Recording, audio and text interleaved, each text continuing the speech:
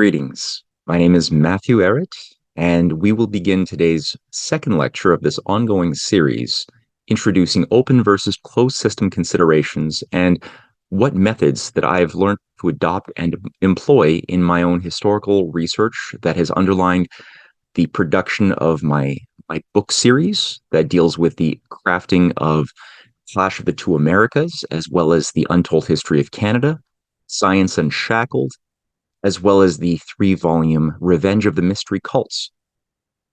Today's lecture is going to be dealing with ideas. Originally, my plan was to have this as a twofold presentation introducing the epistemological battles between the method of thinking expressed by the figure of Plato, and especially his teacher Socrates, and that later expressed and developed by Aristotle, following the representatives over the centuries and millennia after the deaths of these two philosophers that shaped so much of the universal history and our current situation in the world.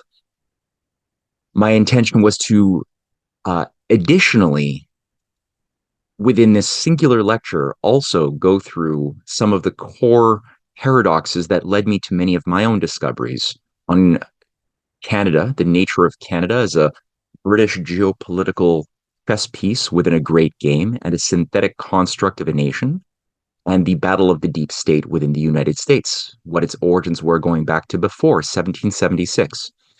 However, I realized in the course of composing this that that ambition was too ambitious.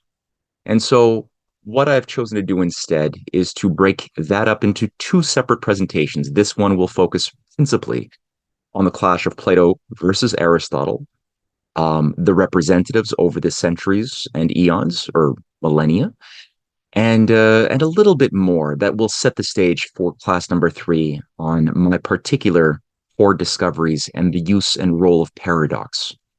So without further ado, I set up a few slides, which we'll begin with.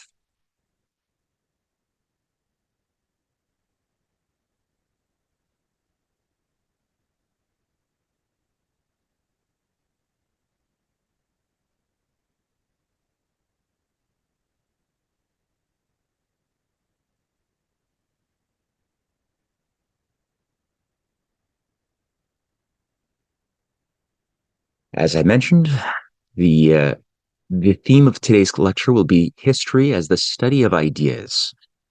The two characters featured in this painting by Raphael from the 15th century at the Stanza della Signatura within the Vatican is a very important picture called the School of Athens. And at the core of the painting, what we see there are two figures whose clash over the nature of ideas and importantly, how ideas themselves come into being, represent, I believe, the thrust of all universal history in a very important way. And on the left, we have a figure holding a book that says Timeo, in English, the Timaeus dialogue, pointing up towards the sky, and another figure to his left, a younger figure, in the form of Aristotle. So on the left, you have Plato. On the right, we have Aristotle with his hand firmly positioned towards the ground. And in his hand is his ethics. This is a extremely important book to read, and one written after Plato's corpus of dialogues, and especially the Timaeus. One notable aspect of this painting by Raphael, a student of Leonardo da Vinci, is that motion and lack of motion is present within how he chose to configure the two philosophers. Plato, if we look at his feet, is clearly in motion while also pointing at the heavens. Aristotle, with his book planted on his leg, is firmly grounded, motionless. That's an important metaphor, a visual metaphor, but one that speaks much more deeply into the battle of these very incompatible ideas. And we have been told many things about the relationship of these two men by generations of historians of ideas. And I would say in my reading of both of the original writings, as well as the representatives of either school, We have been lied to, and I'm going to go through a little bit of detail of why that's the case. Outline of this lecture. So what we'll do is look at an introduction to Platonic versus Aristotelian methods of analysis. And I say versus, not additional to or anything of the sort, but I'm clearly identifying an opposition, though many would try to brush over the opposing contradictory systems contained within both men's axioms and general methods of development of hypotheses.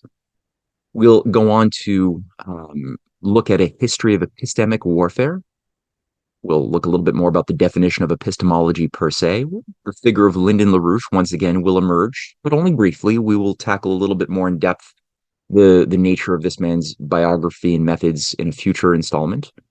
We'll look at the importance of context and the principle of something known as analysis situs, or in English, the geometry of position, the triangulation over ideas that one is seeking when looking to make a discovery of something that has never been known or experienced sensually or even conceptually, which is at the foundation of the major higher order breakthroughs in science, but also in culture and in economics. Three sides, I would say, of the same thing. The final aspect that we're seeing will be an overview of representatives of open versus closed systems and the science of economy over the centuries, leading up to the American Revolution and especially the Civil War, which will set the stage for the following lecture number 3.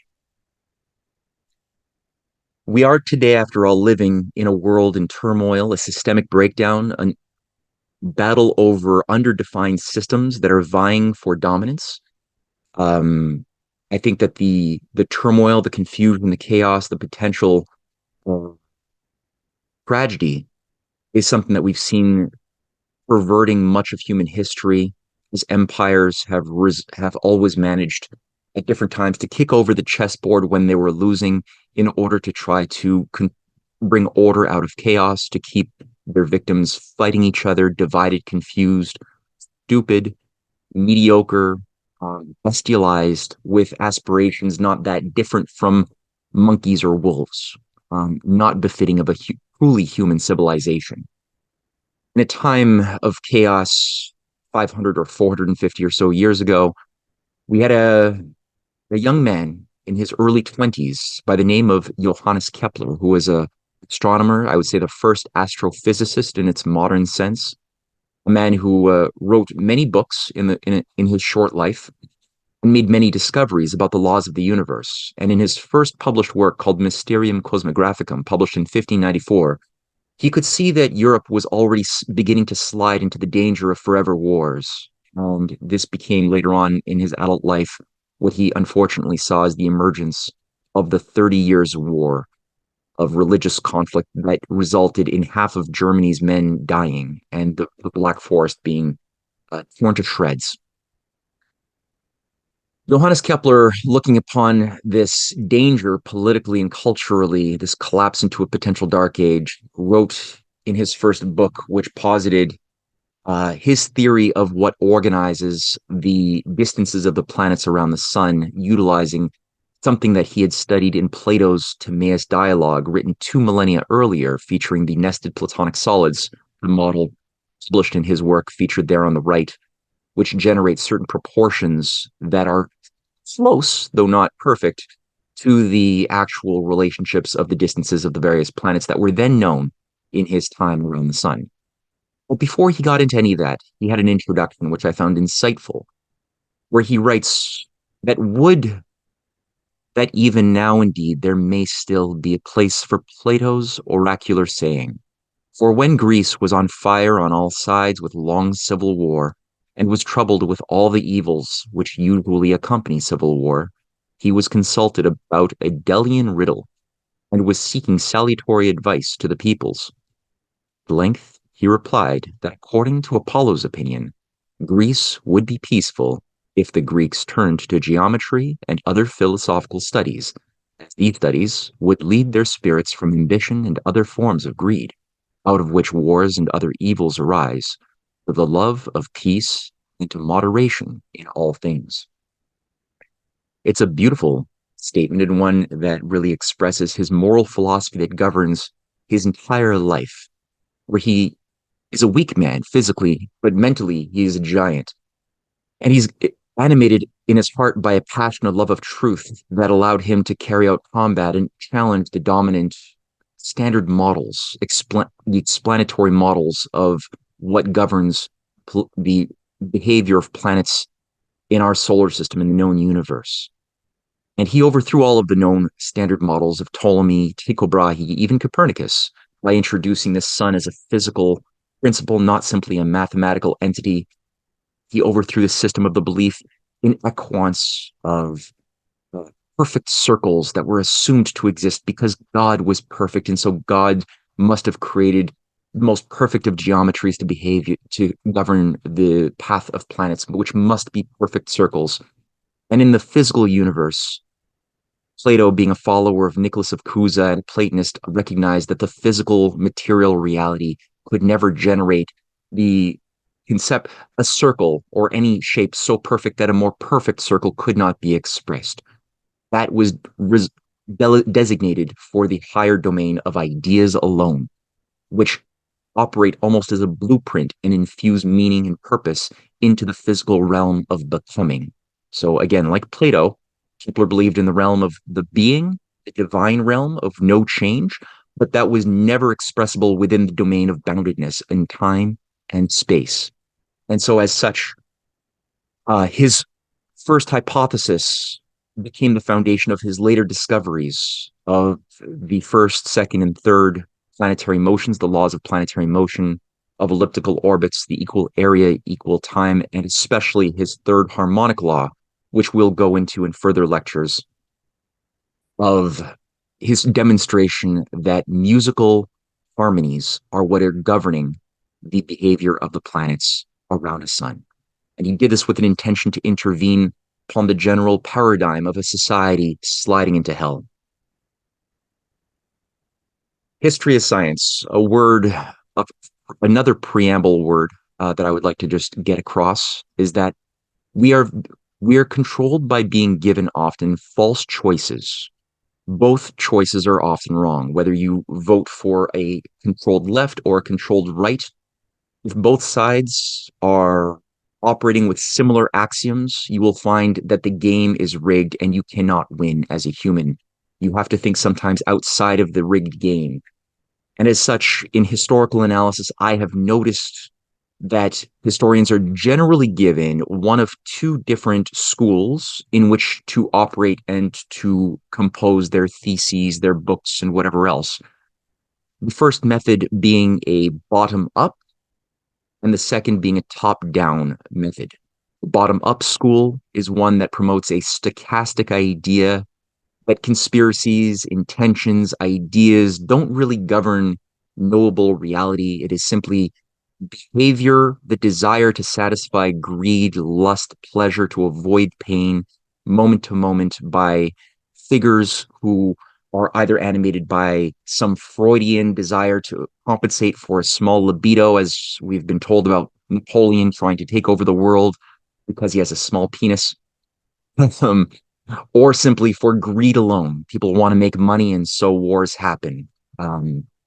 That is, again, I would say, from the scientific language, one that derives from a stochastic idea of particle to particle action with no greater topography or shape animating why things go in one direction historically or another. The other method is the top-down method, which is a false top-down method alone, which is, I would say, very deterministic, devoid of any recognition of the role of individuals, of who shape actions, policies around ideas that are intelligible, that organize conspiracies for good or for evil. That top-down method that is very, very hegemonic as well, is one that tends to posit that cycles determine what individuals will do, or that ages will explain why individuals do what they do or think what they think in any given time. For example, we are told today that we don't have Beethovens or Mozarts because we no longer live in the Baroque age. that the Baroque age itself is what accounts for the existence and the appearance of men like Beethoven, Mozart, Schubert, Mendelssohn, Pushkin. And now we're in the postmodern age, and that's why we are told that our artists are producing abstract art, things that are reflective of the ugliness of our age. Um, I would say that top-down method is also incorrect.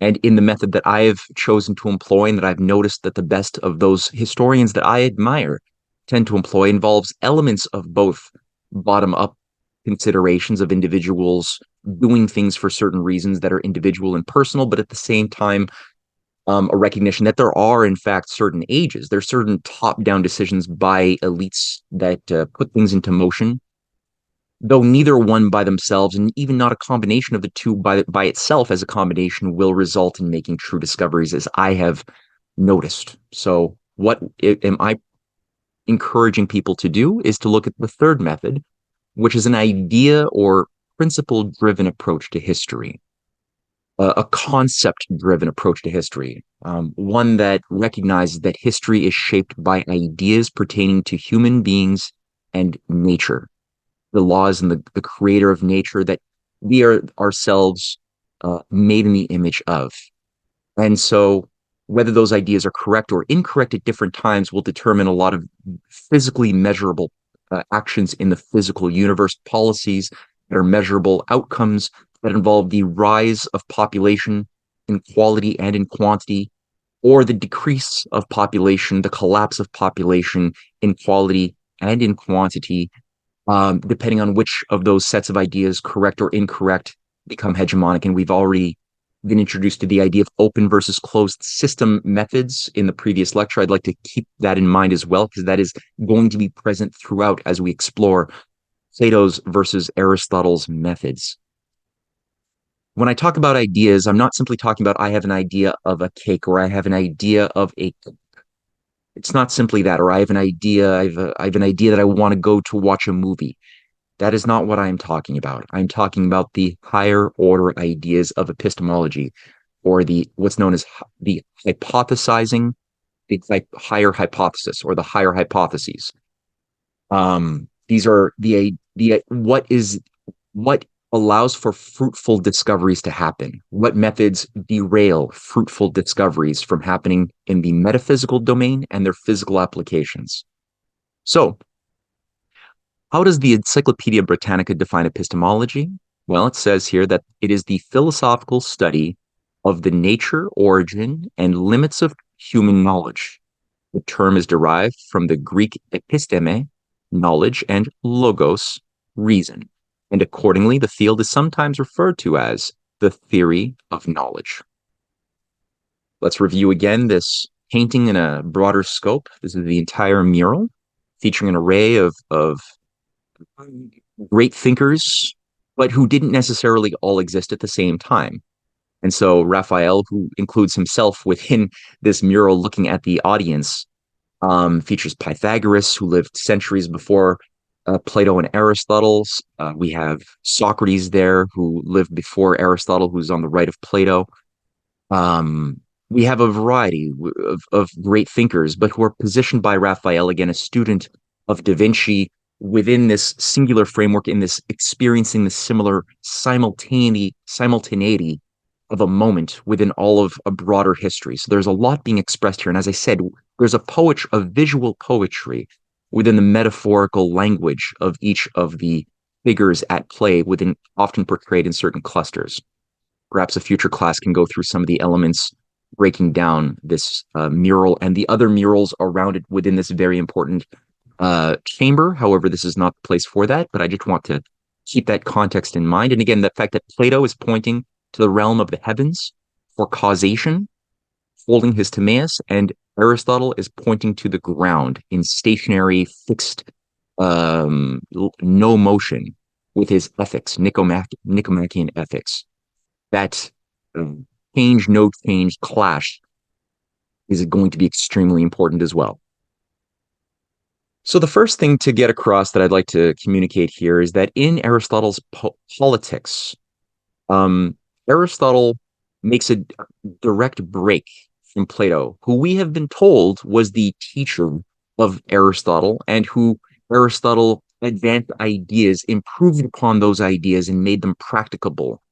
Whereas Plato, we are told, is into abstract ideas, ephemeral, idealistic, not useful.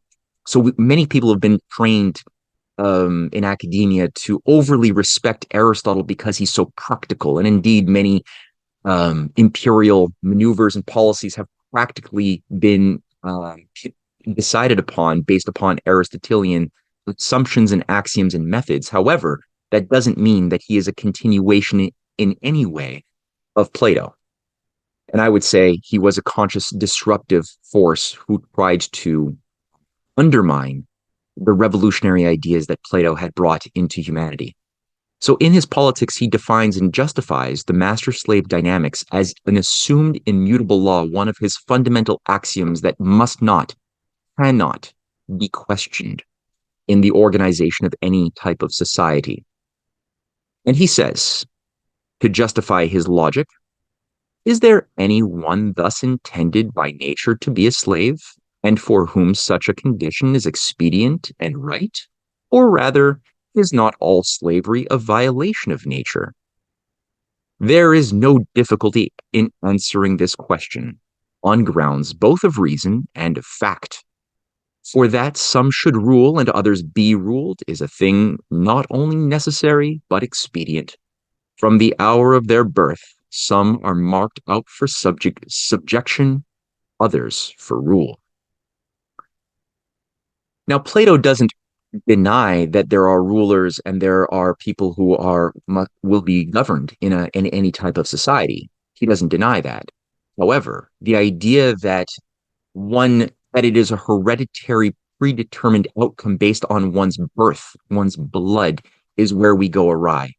And in Aristotle's world, its simple proof is because the world he happens to live in has masters and slaves.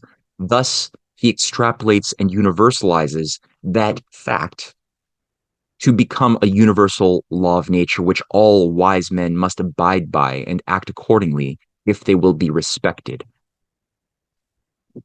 Now, let's contrast that to Plato's demonstration of the immortality of the soul, and in his way, refuting the doctrine of the master-slave relation as being a force of natural law.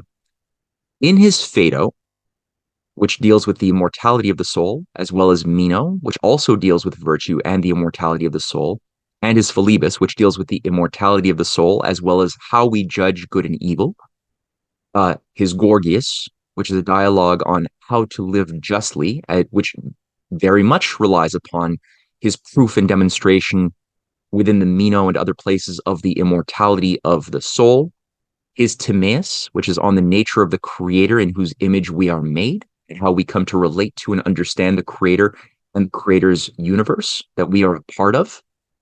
And finally, on Symposium, where you have different expositions and hypotheses of what love might be, with Socrates' demonstration being of the highest epistemological order, relying once again on the existence of the immortality of the soul and a divine creator of said immortal, unbounded soul, which defines how we temper our conscience, or how our conscience tempers our reason, our thoughts, and our sensual desires as we form identities. Now, within the Meno dialogue, what we have is the figure of Meno as slave master, a hereditary overlord, and a real figure in real life who actually played a role in sabotaging the march of the 10,000 into Persia, which was carried out by Xenophon and followers of Plato right after Plato had died, with the intention of overthrowing the Persian Empire and installing a philosopher king in the form of Cyrus the Younger into the position of the leader of the Persian Empire, which was sabotaged through the backstabbing of the figure of Meno himself. But in this dialogue, and all of Plato's dialogues involve real people who had shaped the history of the world that he had lived in.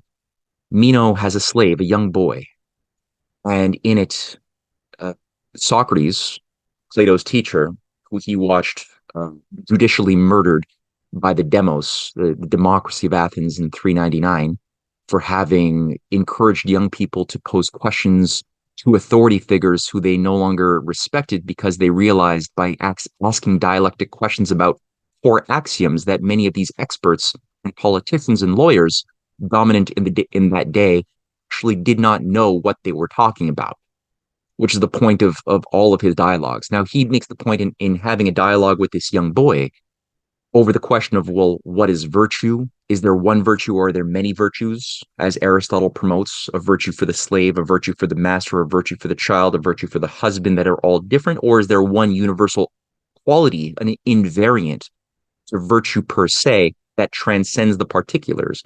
He takes a little segue and begins asking this child some basic questions and not giving any outright explicit answers, sees the child who is ignorant of how to double a square, and by virtue of simply posing potent questions, the child is able to discover first that what he thought he knew, he doesn't know.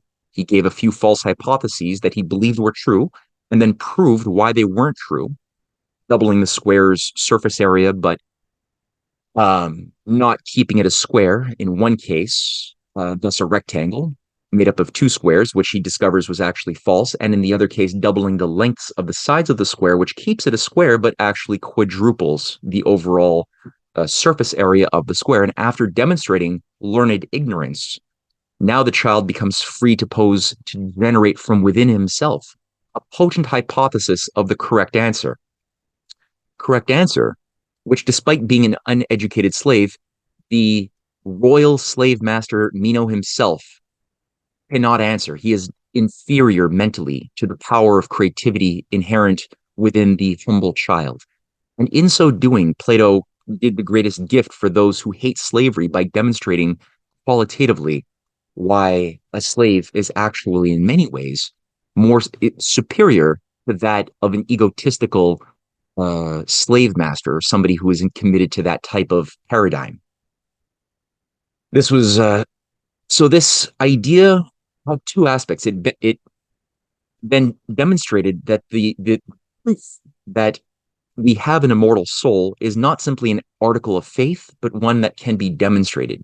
Why? Because when we truly discover a universal, as the doubling of the square generates the beginning of a self-similar spiral growth function or a logarithmic function, if you continue to grow that doubling process, one would find the most basic elementary logarithmic growth of a self-similar spiral, preconditioned to any type of honest discovery of the golden section or the Pythagorean theorem, if you wanted to really truly discover it beyond simply memorizing a mathematical formula or symbol, but that one recognizes that that is a universal attribute of square per se, independent of space, time, or human beings individually. This still was true and will always be true.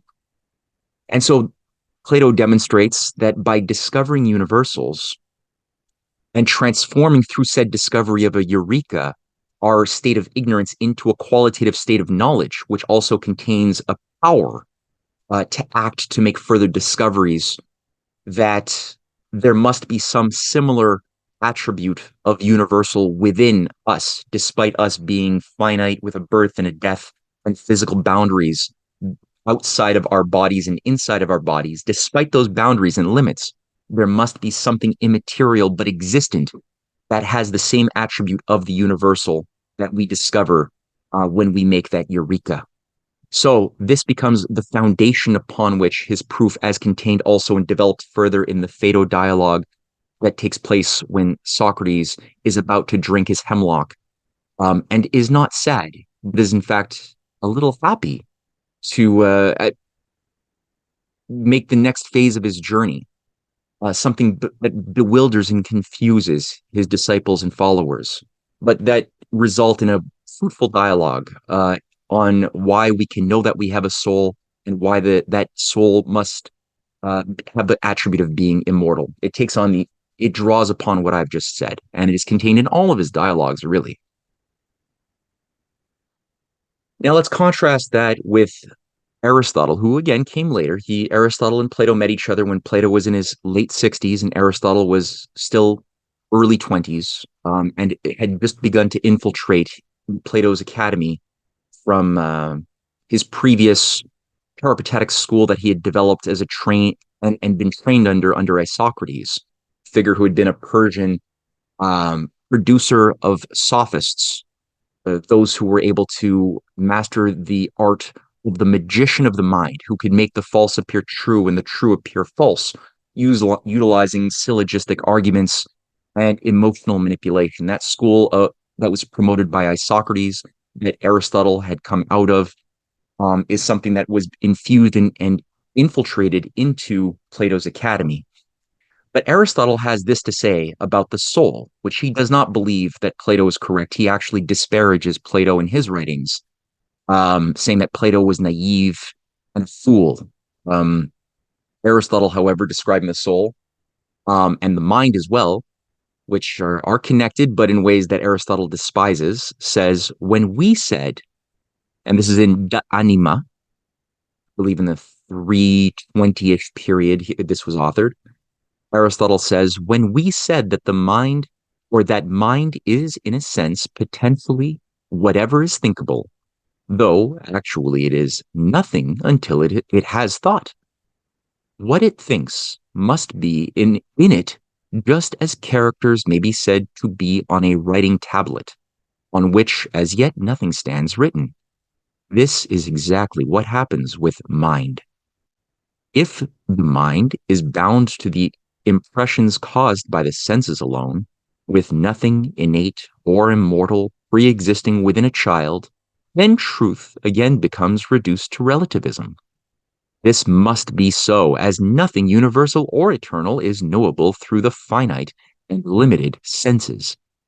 For we can see one or many humans, but we cannot see humanity, which remains an abstract idea devoid of any principled meaning in this worldview. Aristotle, again, he's clearly asserting the dominance of senses over mind, and that mind is simply, as he says, a tabula rasa, a tablet or a blackboard, which it contains nothing until it is written upon by impressions from the senses, the five senses. And without impressions from the five senses, there is no pre-existing mind or soul or anything of the sort. So essentially, Aristotle sides or creates the foundation of the behaviorists, of B.F. Skinner, of the transhumanists later on, that emerged following his method and his core assumptions that human beings are just instinct plus senses and desires programmed almost like a hedonistic machine to maximize pleasures and avoid pain. No soul, nothing that would allow us to recognize universals that he does not believe that we could even discover. He only believes that we can make explanatory models that have no real grounds of truthfulness beyond simply being useful. So again, it's the foundation also of utilitarianism in its modern sense. Now, there's implications metaphysically for God itself. Now, Aristotle doesn't go so far as to say he doesn't believe in God. That might result in him being accused of heresy, as Plato or Socrates was accused earlier and resulted in Socrates' death. Though Socrates did believe in God in a very serious way, just not the false gods of the pantheon of Athens. But Aristotle defines God in a very peculiar way that befits his idea of the blank slate. And it's essentially the following, as I outlined. He basically notes that since A, the creator is perfect in his unchanging stasis, so he believes the creator's attribute is perfection, the inability to change thus, it follows that the less things change, but the more in harmony they are to God. So because human beings tend to change a lot, we are exhibiting of the greatest attributes or powers of change, both of ourselves, but also of our species. We must be the most furthest removed from God, whereas those things within nature that change less are more closely in proximity to God, and that which changes the less is between if you have a choice of a dead body or a living body, it's going to be the dead body, um, especially after it's decayed completely. That changes the least, and thus that decayed body is the closest to God in the logic of an Aristotle. God, thus, being unmovable, becomes the unmoved mover. He himself is unmovable, is incapable of acting upon the creation because there is no similarity between motion and lack of motion. And since God is lack of motion and thus perfect, the imperfect motion based universe must be devoid completely of God, resulting in what defines the standard of right and wrong in said universe. It's the rule of the fittest. Those born into the master class will create and impose their will onto the definitions of justice or virtue, which brings me to another aspect, that Aristotle, though there are many opinions that are often similar to those of Plato on a variety of points, Aristotle writes in a method whereby if you read any of his writings, whether anima, ethics, politics, you'll find that they are crystallized final answers. He writes didactically, whereas Plato, on the other hand, never gives final crystallized answers.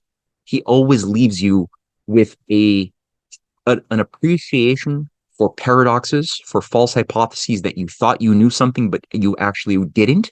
When you press your hypotheses onto the physical experiences of observable reality, but he never gives you a closed answer. He always encourages people to think for themselves. And so one is a much more open-based system of philosophy. The other one, the Aristotelian, is extremely closed. All you need to do to have knowledge in Aristotle's view is memorize the definitions that he writes that cannot be perfected beyond what he has written.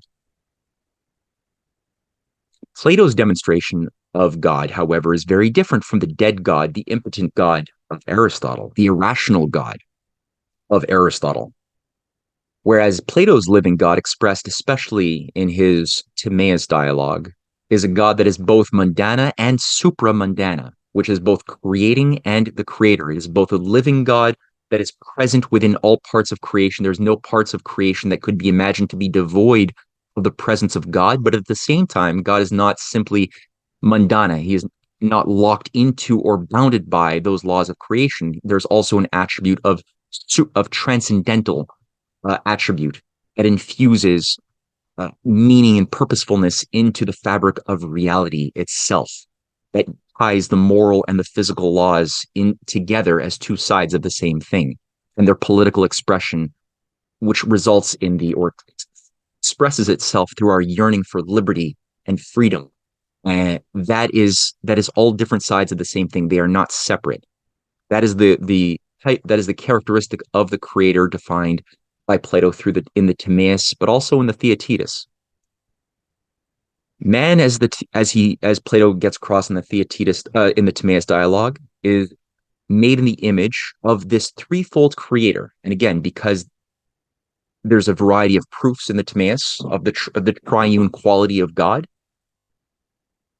one of the core aspects of the proof is that all things can be said to be the effect of a cause. So you have the creator, the created, and the process of creation. So verbs and nouns that coexist in a very specific arrangement. When you divide any string by making one action upon the string that might only have one resonance, that first action doesn't take you to simply two, it takes you to three, because now you have the relationships of both parts, either two parts that are equal or a longer and a smaller. They each have their own resonance, but that also relate now to each other and to the whole. So you go from one to three.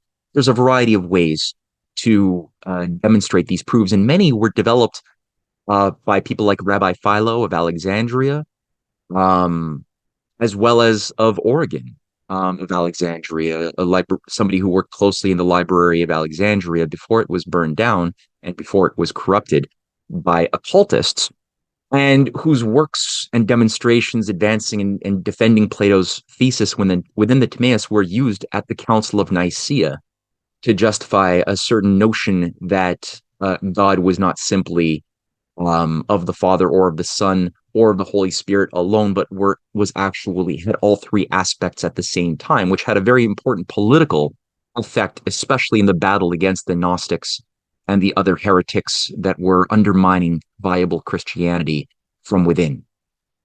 Now, the creator, Plato makes a point, shapes the universe according to considerations of the best of all possible worlds. There's the idea of the best, which is a judgment of something that creates a lot of enemies who think that this imposes subjectivity onto the universe and thus cannot be respected.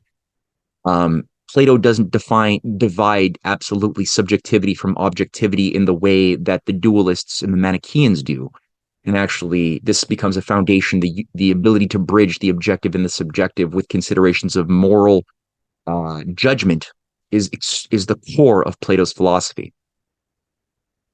And the best is shaped by both beauty, expressed in the form of harmonies of the visual, the audible domain of the soul, the harmonies of the soul, pleasure, higher pleasures, not the pleasures of the flesh alone, but the pleasures of the higher realm of making discoveries, sharing discoveries with others, finding pleasure in the higher sentiments of agape caritas, as is illustrated in the writings of Paul, as well as utility. It's also useful. Beauty in Plato's world is extremely useful, as we had seen in the Philebus dialogue and other places. In the Timaeus, I haven't really quoted from it, so let's do that. Timaeus, a character of Locke, who was a last of the living Pythagoreans in this important book, describes the nature of the creator. This is Plato's words, saying that, let me tell you then why the creator made this world of generation. He was good, and the good can never have any jealousy of anything. And being free from jealousy, he desired that all things should be as like himself as they could be. This is, in the truest sense, the origin of creation and of the world, as we shall do well in believing on the testimony of wise men. God desired that all things should be good and nothing bad, so far as this was attainable. Wherefore also finding the whole visible sphere not at rest, but moving in an irregular and disorderly fashion, out of disorder he brought order, considering that this was in every way better than the other. So again, why do we find these ordered periodicities in what seems to be the chaos of the night sky?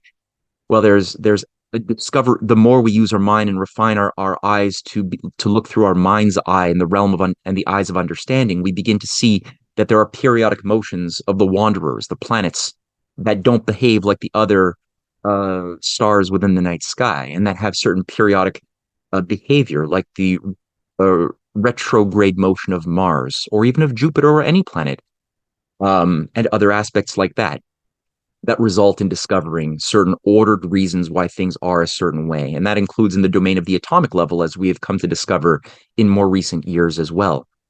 But this requires a certain a sensitivity and a faith in that order and that harmony that transcends the apparent chaos of things at times.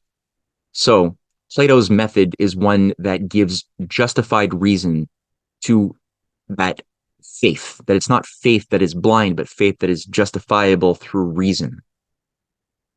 One of the aspects within the Timaeus that he develops and that Johannes Kepler later on takes very seriously and picks up and develops even further is based upon the Platonic solids, which have that name because of the work that Plato did to discover the attributes of the dodecahedron, the solid, which is the fourth from the left, featured there in the graph, or the diagram, the image, that features 12 pentagons that are pieced together around a common center point, which has equal distance of each of the vertices to that same center.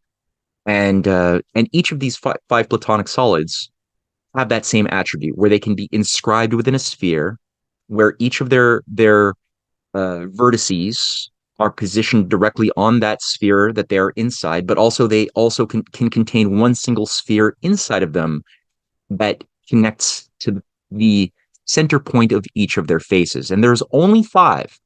And the fact that there are only five is also has epistemological implications about the nature of our mind and the nature of the universe. And by playing with the proportions, investigating the proportions of them individually, but also in them inscribed into each other, we find certain keys that are needed to make discoveries in both the macrocosm, as Kepler did later on, or in the microcosm, both of which are explored in the Timaeus in a beautiful manner that also pertains to the relationships and the proportions contained within an octave and multiple octaves that generate the musical notes on a scale uh, of a string that, for example, when you cut it in half, Plato talks about you cut a string in half, the half to the whole represents a an octave, a high C to a low C. Everything in between can be discovered by working through geometric proportions of the cutting of a triangle, the sound of a square, the sound of a hexagon or an octagon, or the sound especially of a pentagon that involves the golden section embedded within it. So, um, again, Plato's work has resulted in his name being associated with these Platonic solids. And again, in the Timaeus, it's one of the most elegant proofs that plays a direct role in the works of Saint Augustine later on, and his considerations within his confessions of the nature of physical space-time and the revolution in science that occurred during the Golden Renaissance later on, and especially in the mind of Kepler and his followers after harmony.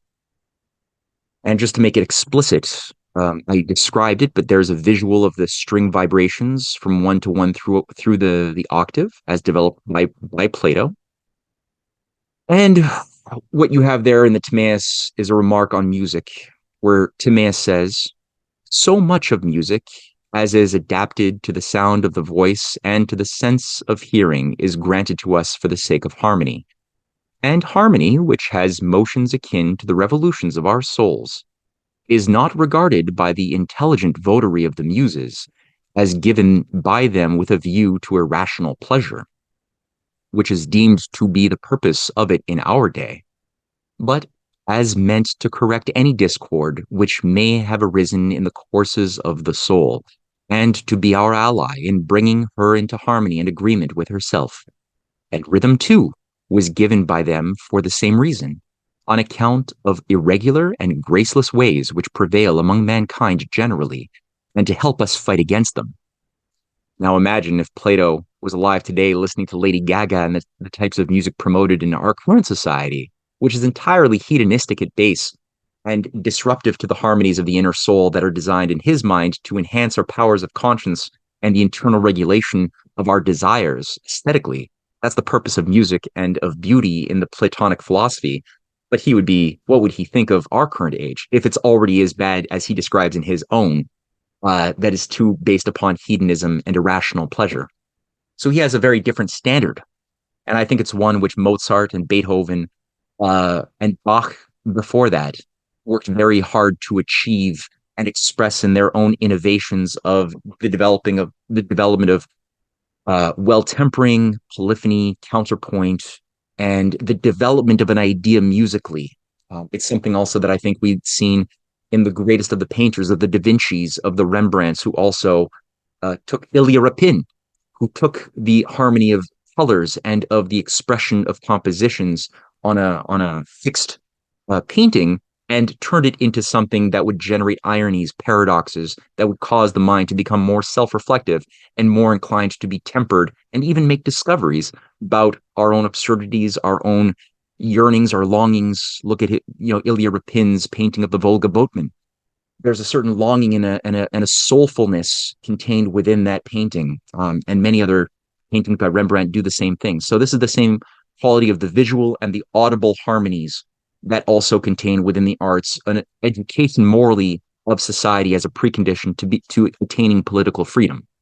Because if we're all governed by hedonism, then nobody can actually make judgments for themselves, let alone for the greater whole of the society that they are a part of. And Aristotle says that people can see one man or two humans, but nobody can see humanity, and thus the idea of humanity is absurd. No one should even bother thinking about ideas like humanity because it has no meaning, since we'll never see it. Aristotle also makes a point in his works on the arts that beauty is truly relative, because Aristotle, one of his proofs is that if you have a beautiful painting, it's only beautiful if you can see it. But if you grow the painting to the point that you cannot see it, so big that the eye cannot behold it, then it has no beauty. Its beauty, his proof of beauty, is contingent upon the observer and the empirical sense perception of the observer, but not anything intrinsic to beauty per se. Very different from Plato. I'm going to take a quick segue here and now add to a philosopher who, again, is very meaningful to me and whose method I've explored over 20 years and applied increasingly as best as I can through his own writings, is Lyndon LaRouche, who was born in 1922, died in 2019. I would say was in our contemporary age, one of the most powerful living representatives of the Platonic tradition, who brought my attention into focus of this dichotomy, this clash between these two paradigms before anyone else. It was through reading his works that I became sensitive to this. And I did not believe it at first, but I began to read and to study his writings as well as the original writings of those who he talked about to see if there was actually truth in it. And indeed, over time, the more I read, the more I discovered, the more I found that his words, his insights did carry weight. He himself was an 8-time presidential candidate. He ran the International Caucus of Labor Committees beginning in 1968. At different times, that's a photograph of him and Ronald Reagan. He became back channel between the Soviet Union and Reagan's better elements within his administration, who were not neoconservative and were not Malthusian, in arranging an attempt to create an entente around cooperation on scientific and technological progress between the Russians and the Americans in 1981 to 83, around the time that Reagan first was shot. And the idea was for, as Reagan pointed out in his first offering to the Russians, his first announcement of the Strategic Defense Initiative, which was something LaRouche had been fighting for openly since 1976, to co-jointly develop with the Russians a space-based and land-based system of new plasma-based lasers and beam weapons that could deactivate any nuclear warhead launched anywhere in the world. But the important part of this formula for it to work was that it must be jointly developed and jointly controlled by the Russians and Americans together, as it was first developed. And people can listen to Reagan actually saying that. We might even splice it in right now. One of the most important contributions we can make is, of course, to lower the level of all arms, and particularly nuclear arms. We're engaged right now in several negotiations with the Soviet Union to bring about a mutual reduction of weapons. I will report to you a week from tomorrow my thoughts on that score.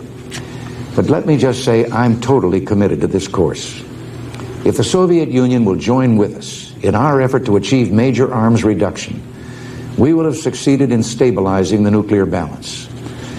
I clearly recognize that defensive systems have limitations and raise certain problems and ambiguities. If paired with offensive systems, they can be viewed as fostering an aggressive policy, and no one wants that. But with these considerations firmly in mind, I call upon the scientific community in our country, those who gave us nuclear weapons, to turn their great talents now to the cause of mankind and world peace, to give us the means of rendering these nuclear weapons impotent and obsolete. Tonight, consistent with our obligations under the ABM Treaty and recognizing the need for closer consultation with our allies, I'm taking an important first step. I am directing a comprehensive and intensive effort to define a long-term research and development program to begin to achieve our ultimate goal of eliminating the threat posed by strategic nuclear missiles. This could pave the way for arms control measures to eliminate the weapons themselves. We seek neither military superiority nor political advantage. Our only purpose, one all people share, is to search for ways to reduce the danger of nuclear war. My fellow Americans, tonight we're launching an effort which holds the promise of changing the course of human history. There will be risks, and results take time, but I believe we can do it. As we cross this threshold, I ask for your prayers and your support.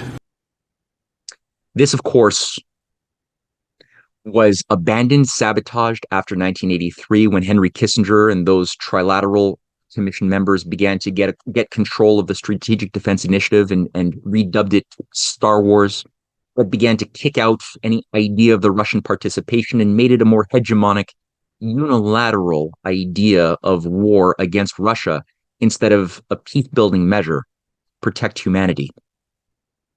Eventually, this became entirely ballistic and kinetic and lost all of the foundation upon which it was also designed to introduce new physical principles into the civilian sector and transform the economy with a driver, a science driver, towards breakthroughs in fusion power, cold fusion, other things that would result in making oil, petrol, natural gas, coal, and the old closed system economy controlled by or manipulated by the figures around Kissinger and Zbigniew Brzezinski. The idea was to make that irrelevant as new physical principles would be brought into our economy on every level.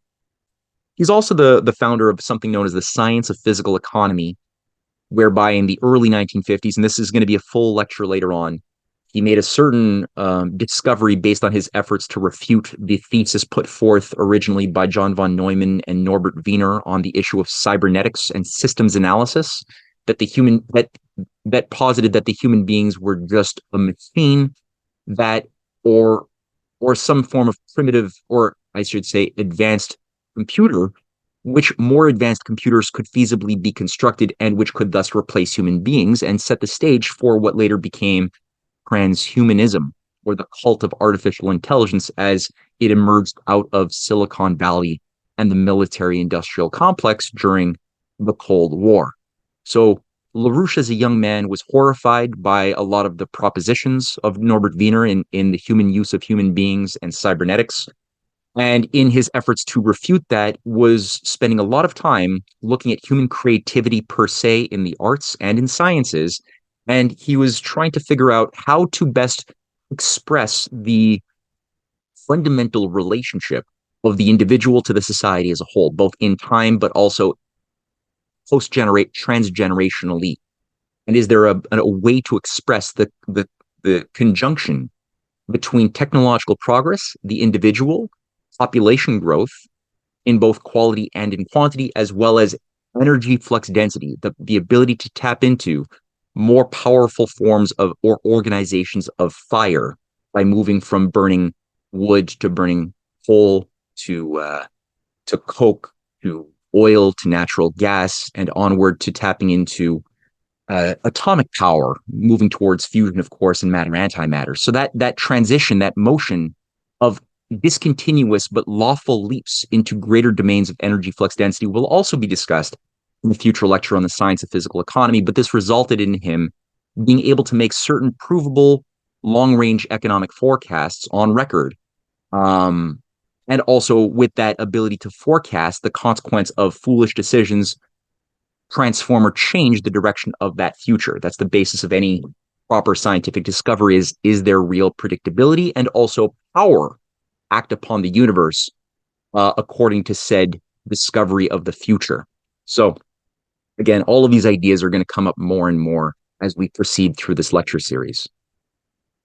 Now, the thing that originally introduced me to this dichotomy, this clash shaping all of universal history between the representatives of Plato and Aristotle as one of many vantage or foundation points, was contained in an essay, a long essay that could really be a book in 1979 called The Secrets Known Only to the Inner Elites, that LaRouche had authored in an edition of the Campaigner magazine, which is available for free online as a PDF. And LaRouche writes, through 3 millennia of recorded history to date, centered around the Mediterranean, the civilized world has been run by 2 purely opposed elites. The one associated with the faction of Socrates and Plato, the other with the faction of Aristotle. During these thousands of years, until the developments of approximately 1784 to 1818 in Europe, both factions' inner elites maintained in some fashion an unbroken continuity of organization and knowledge through all of the political catastrophes which afflicted each of them in various times and locales. So again, there is not one in LaRouche's analysis, there is not one thing called European philosophy or European science. There are two opposing currents that are contradictory, incompatible, war with each other, stretching back throughout all human history. Even before Plato and Aristotle were born, this conflict existed. And he is in this essay, admittedly, prejudiced. He's focusing specifically on the case of European culture. However, in further years and in my own research as well, the same dichotomy, this clash of ideas around open versus closed system thinking, moral and physical alike, metaphysical and physical, expressed itself within the Asian culture, within every cultural group that is noble and ponderable on the earth. You'll find the same battle lines drawn and the same nature of the tension shaped, just with different names, different languages, different stories, but the same essence, the same principles, and similar assumptions of a dead god, a dead creator, or a living creative god, a present creator. Wow. Very important idea. So LaRouche continues on, and this is my second and last quote at the moment from anything by LaRouche, will be from the same paper, where he says, it was the elite associated with the Platonic faction which organized the American Revolution and established the United States as a democratic constitutional republic, not a democracy, as Ben Franklin said, constitutional republic. During the early 18th century, in circumstances associated with Marlborough's campaign and the Mississippi and South Sea bubble plots, continuity of the Platonic faction was first administered a broad, temporary defeat with some lasting effects, and was shattered later as a world force through the events of 1784 to 1818. He's putting data points on history here that are very important. They're the substance of my investigations that generated my book series on the Clash of the Two Americas and the Untold History of Canada, available also in the Russian translation, which people can easily purchase online. But these are very important ideas. There's something about the Duke of Marlborough, the great-great-great-grandfather of Winston Churchill, who played a certain role in world processes that were tied to something that happened that transformed England into an empire, that purged England of its Platonic humanist Christian leaders, like those followers of Thomas More and of Shakespeare and of Erasmus, were purged during this period of a takeover in Marlborough's leadership that resulted in the transformation of the character of England into an empire. And this, we're talking here of the Glorious Revolution of 1688. There's something that he's referring to of the Mississippi and South Sea bubbles that were big economic bubbles created that resulted in a economic devastating collapse in 1720 and a wealth transfer to an extremely rich and satanic hellfire club leadership in England that took greater controls of the government under George the first Hanoverian king, and one who was known as the first official Doge of England, as the Venetian party of Marlborough began to take greater controls over England, transforming it more and more into an empire. And this is what he is saying resulted in a major hit to the European forces of Platonic humanism. Platonic, not Bertrand Russell, but real humanism. That is not devoid of God, I should say. And he makes a point that the American Revolution was the consequence of those Platonic representatives fighting on the other side of the ocean, but that still took a big hit, especially in Europe between 1784 and 1818. And again, in future lectures, maybe the next lecture, we're going to hit at that in greater detail. So let's jump ahead, because I'm not approaching things from a linear A, B, C approach to history. As I pointed out, I'm not stochastic. I'm not approaching it deterministically, though I do believe in destiny and a certain force of human nature that is designed to be happy when we act according to our true nature and natural law, God's law. But I'm not saying that it is deterministic either. That might confuse some people, perhaps, but it is not paradox in an ontological sense. But Johannes Kepler in his Harmonici Mundi, the Harmonies of the Worlds, published in 1619, featuring his third and greatest discovery, his third law of planetary motion, the harmonic law.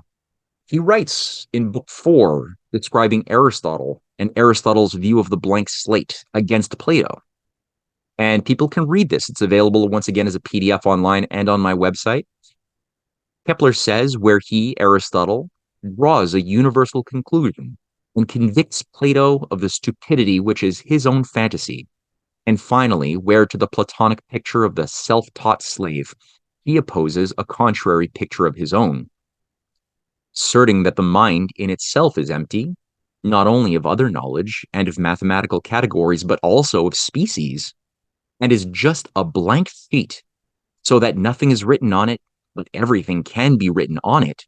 From this aspect, I say, he is not to be tolerated in the Christian religion. Wow. So Kepler goes so far as to officially ban Aristotle from Christianity, from Christendom, because Christendom demands we at least have faith in the existence of a soul and certain pre-existent harmony because of said soul, out of which emerges our claim to having universal rights. It is not something given to us by a hereditary master or overlord that can distribute rights or inversely take them away, as all hereditary systems of control demand it to be so. But it's rather because of our common participation in God and God's creation and our common ability to improve upon ourselves by discovering truth that we have rights. That is where the true scientific factor or proof of rights and their origins comes from, and thus also man-made laws. So Plato is not, Kepler is not simply writing in a vacuum. He is living through history. He is advising generals. He is advising General Wallenstein in the 30 Years' War, who he's nominally his astrologer, but Plato is not utilizing the techniques of astrology. And in fact, in his Harmonies of the Worlds, he debunks astrology itself, saying that this is not a science, it is arbitrary, but rather there is a higher physics to the universe, that is a science. But he is a grand strategist, and he's working to try to provide Wallenstein the best advice possible to end the 30 Years' War, as was outlined in Schiller's treatment of the Wallenstein trilogy later on in Germany, when Schiller was writing his trilogy, going through the failures and potentials of Wallenstein, who played such an important role and could have ended the 30 Years' War 20 years before they actually did come to an end through the efforts of Cardinal Mazarin and his student and protege, Jean-Baptiste Colbert, who became the finance minister of France and a leading Platonic Christian leader in his time. So, Plato is not into simply abstract theory for its own sake. And again, an image of Kepler's model featuring the harmonic musicality of the solar system can be featured there, where Kepler looks at the closest and furthest distances or speeds of each of the planets around the sun, once he proves that each planet moves on ellipses and not circles, and thus can demonstrate that there are certain well-tempering properties within our system as a singular system that express both the hard and the soft musical scales. He also challenges future composers to make music based upon the celestial heavens and these properties, which, I should say, the teacher of Johann Sebastian Bach, whose name I'm all of a sudden forgetting, was a translator of Kepler and in fact took up Kepler's challenge and passed it on to his student Bach, which I believe was behind Bach's mind when he was developing his well-tempered clavier, exploring the different qualities of the different modalities and musical combinations that were available, and that revolutionized music as we know it and instrument making as we know it for forever. So, important idea. Now let's contrast this again, because I'm all about contrasting inversions. That's an important aspect of Plato's method, is looking for paradoxes, what doesn't fit within an explanation. That's where the discovery is. And inverting, using and playing with inversions is very important. Open versus closed, part versus whole, right? Entropy, anti-entropy. It's an important idea, shade and light. Playing with that conceptually is where you get the juices and the drama presenting itself in music as well as in drama, theater, and history, which is a drama, as Shakespeare said, all the world's a stage and we're all actors. That was not just something to entertain us. That's a fact. Now, John Locke revives Aristotle. John Locke is somebody who is a follower, a representative of the Aristotelian school.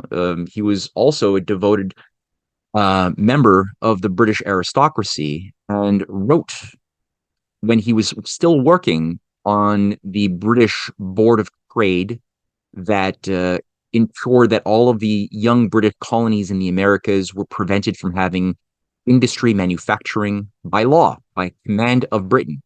He did that and he wrote the Essays on Human Understanding. I would also add that at this time he was the director of the British Royal Africa Company, which began infusing slaves into the colonies in, I believe, 1618. And it was John Locke who was the beneficiary and in many ways even the architect of the slave infusion, the creation of a slave economy into the United States that was just devastating. It was an Achilles heel and continues to plague the American culture even to this day, that taint of immorality.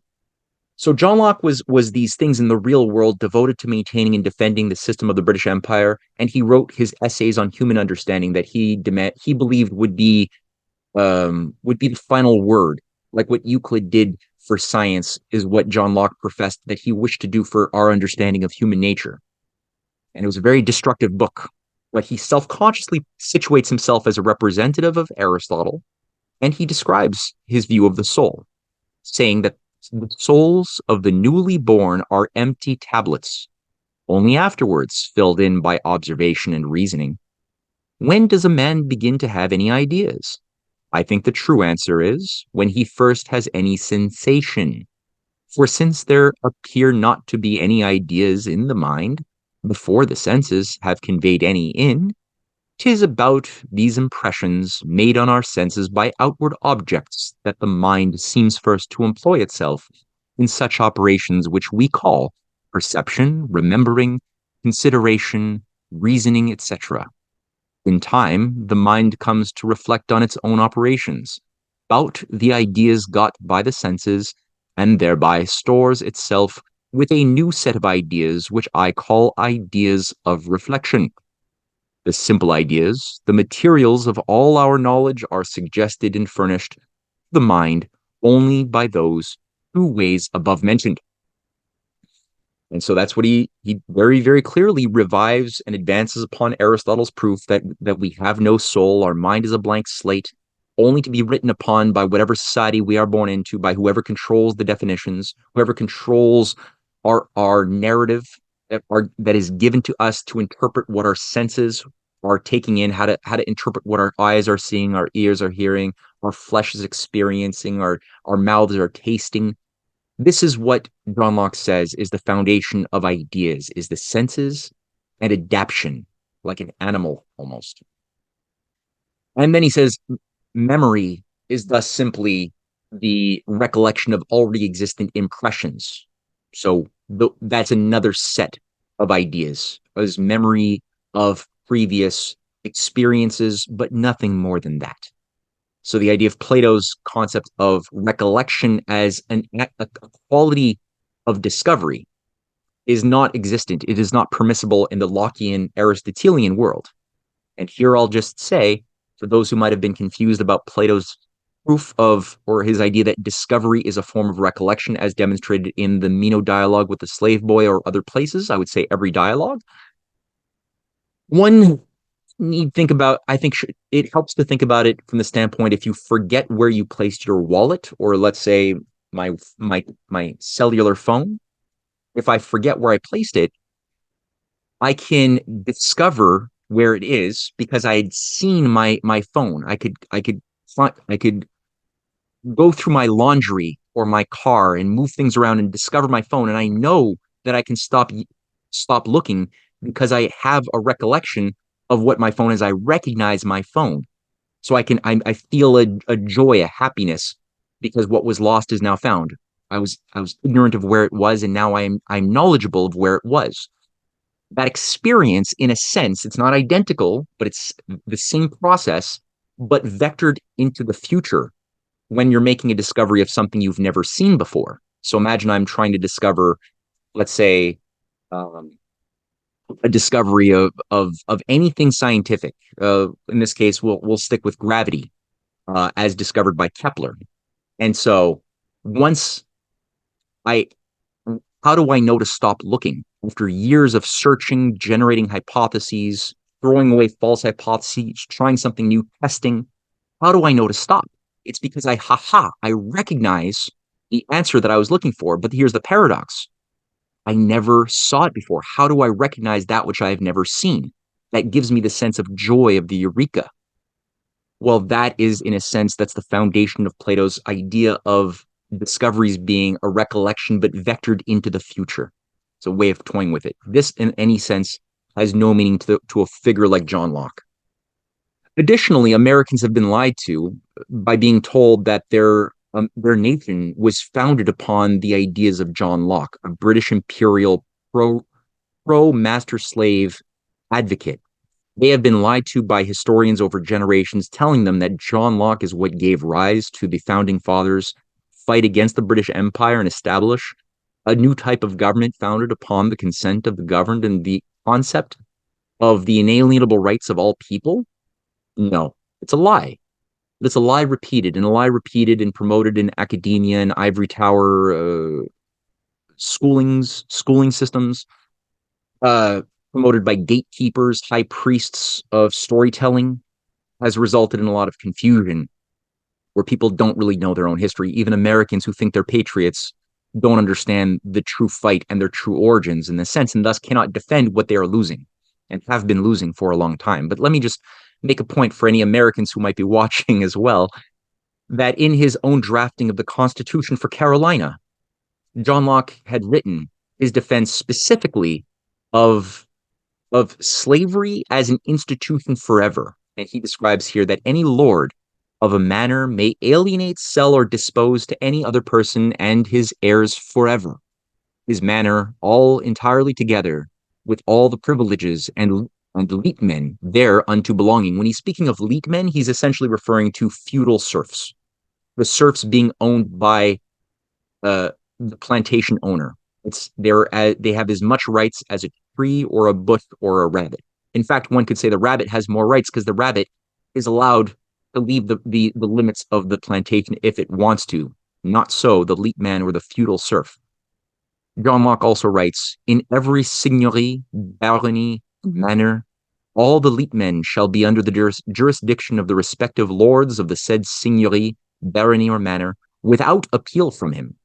Nor shall any leetman or leetwoman, feudal man or woman, have liberty to go off from the land of their particular lord and live anywhere else without license from their said lord under hand and seal. They have to get permission and license to be allowed to leave their particular terrain.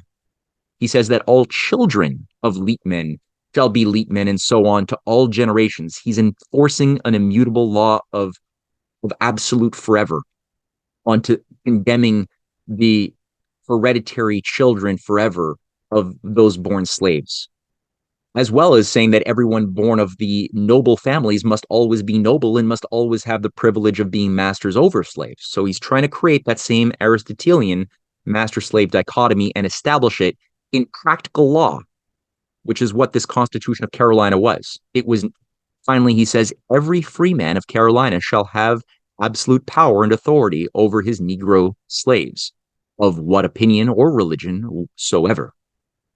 So again, now incorporating obviously Negro slaves that he has been making a fortune bringing in through the Royal Africa Company into the Carolinas. He's also saying the same logic applies. So again, Americans have literally been told that this was the foundation of their own Declaration of Independence. They have been lied to. The issue of science comes into play. I've been mentioning Plato, his scientific work, as well as his philosophical and political. I mentioned Kepler, his philosophical, scientific work, and political. John Locke. Well, the foundation, as it was first demonstrated to me, and that I've consistently confirmed to be true, is a battle over whether physical reality or abstract mathematical geometries is dominant in our pursuit of what is the universe, how to map our forever fallible, but yet still capable of improving, perfecting knowledge of the universe do we assume that the mathematics or the pure abstract geometries lead, or are they simply a useful tool that should follow an assumption of a higher physical geometry, which is not perfectly expressible by the abstract perfect squares, perfect circles, in this case, perfect ellipses, parabolas, um, or spheres. And here you have a picture of a physical hanging chain, a catenary on the one hand, that looks similar to a parabola on the left. The parabola is a simple mathematical fiction. It is a cross section of a cone, but it is not something that is demonstrated perfectly in actual hanging chains. They're close, but they're not the same. Hanging chain is being shaped by gravitational forces, by pressure, by a variety of processes that define um, an infinitesimal rate of change at every given moment in a way that is not expressed in that manner by the ellipse that has no gravitational force shaping its behavior. Or similarly, for the sphere, as some might say, bubbles pop, but the sphere is eternal. The concept of a sphere is very useful to explore and necessary, but the bubbles created in the physical universe will never be a perfect sphere. And this is an idea developed again by Plato, by Cusa, by Kepler, and also by the figure who discovered the infinitesimal calculus. A few years after Kepler died, a young man was born and his name was Gottfried Leibniz. He was an enemy of John Locke, a very important political player in world history. Somebody who LaRouche makes a point is the founder of the school of physical science that LaRouche had advanced and improved upon in our more recent history. And Leibniz was the discoverer of the infinitesimal calculus, which he published how he did it years before Isaac Newton published his own Principia Mathematica. Leibniz did it first with the associations of people like the Bernoulli brothers.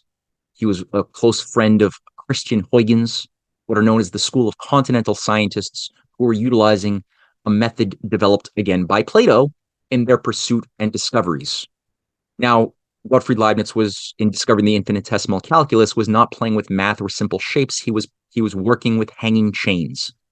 That's something that is extremely important and is reproducible by any young person who is uh, being taught in a healthy manner, not simply memorizing, but really being encouraged to play with the hanging chain, explore its properties, and discover why the infinitesimal calculus is what it is and how it was discovered. This is doable, and reading the Acta Eruditorium, the newspaper of science that Leibniz published, is a very useful way of reading Leibniz's writings. Much of this is available online. We just don't do it anymore because it's become more practicable to memorize the correct answers instead of thinking for ourselves. There's a reason for that. But Leibniz was taking direct aim against John Locke's ideas and siding directly with Plato, as well as attacking Aristotle. And in his New Essays on Human Understanding, written in 1704, Leibniz says, "Our differences are on subjects of some importance. The question is to know whether the soul in itself is entirely empty, like the tablet, on which nothing has yet been written, the tabula rasa, according to Aristotle, and the author of the essay, that is John Locke, and whether all that is traced thereon comes solely from the senses and from experience, or whether the soul contains originally the principles of several notions and doctrines, which external objects merely awaken on occasion, as I believe, with Plato, and even with the schoolmen, and with all of those who take with this meaning the passage of St. Paul, Romans 2:15, where he remarks that the law of God is written in the heart." So he's calling his essay the New Essays on Human Understanding, directly to take aim to Locke's essays on human understanding published earlier. Again, he's not just, as I said, attacking Locke, but also Aristotle, as both are two sides of the same thing, and directly siding with Plato. And also, what's important when you read his New Essays on Human Understanding, he writes it as a Platonic dialogue. He does not write it didactically as Locke does. In his discourses on metaphysics, having been published earlier, he also takes a shot at Aristotle and positions himself in the school of Plato when he says that Aristotle preferred to compare our souls to as yet blank tablets that could be written upon, and he held that there is nothing in our understanding that doesn't come from the senses. This squares better with everyday notions, as Aristotle usually does, and unlike Plato, who goes deeper. So he's basically saying our popular opinions and everyday notions common in our society favor Aristotle's view. However, Plato goes much deeper. Plato actually understands things that Leibniz develops in the form of what he calls his principle of pre-existent harmony, which is very important. In future lectures, I'm going to go through Leibniz's dynamics in opposition to the Newtonian and Cartesian mechanics that were then being imposed onto science. That also has application in how we think about the science of human social organization, human economy. And Leibniz was also, as LaRouche had pointed out in his many writings, and especially the So You Wish to Learn All About Economics, a book published in 1984 by Lyndon LaRouche, he points out that it was Leibniz through his 1687 essay on society and economy that we had the first real modern exposition of a science of physical economy as a science of productivity, the encouragement of the creative powers of the individual, and the harmonization of each individual with the society as a whole through cultural advancement and justice. He goes through how we can even avoid and destroy monopolies that are infringent upon human creativity within his very short essay. And it's not simply in an essay, but as we can find in reviewing Leibniz's life, much like Plato earlier, Plato was not merely a philosopher.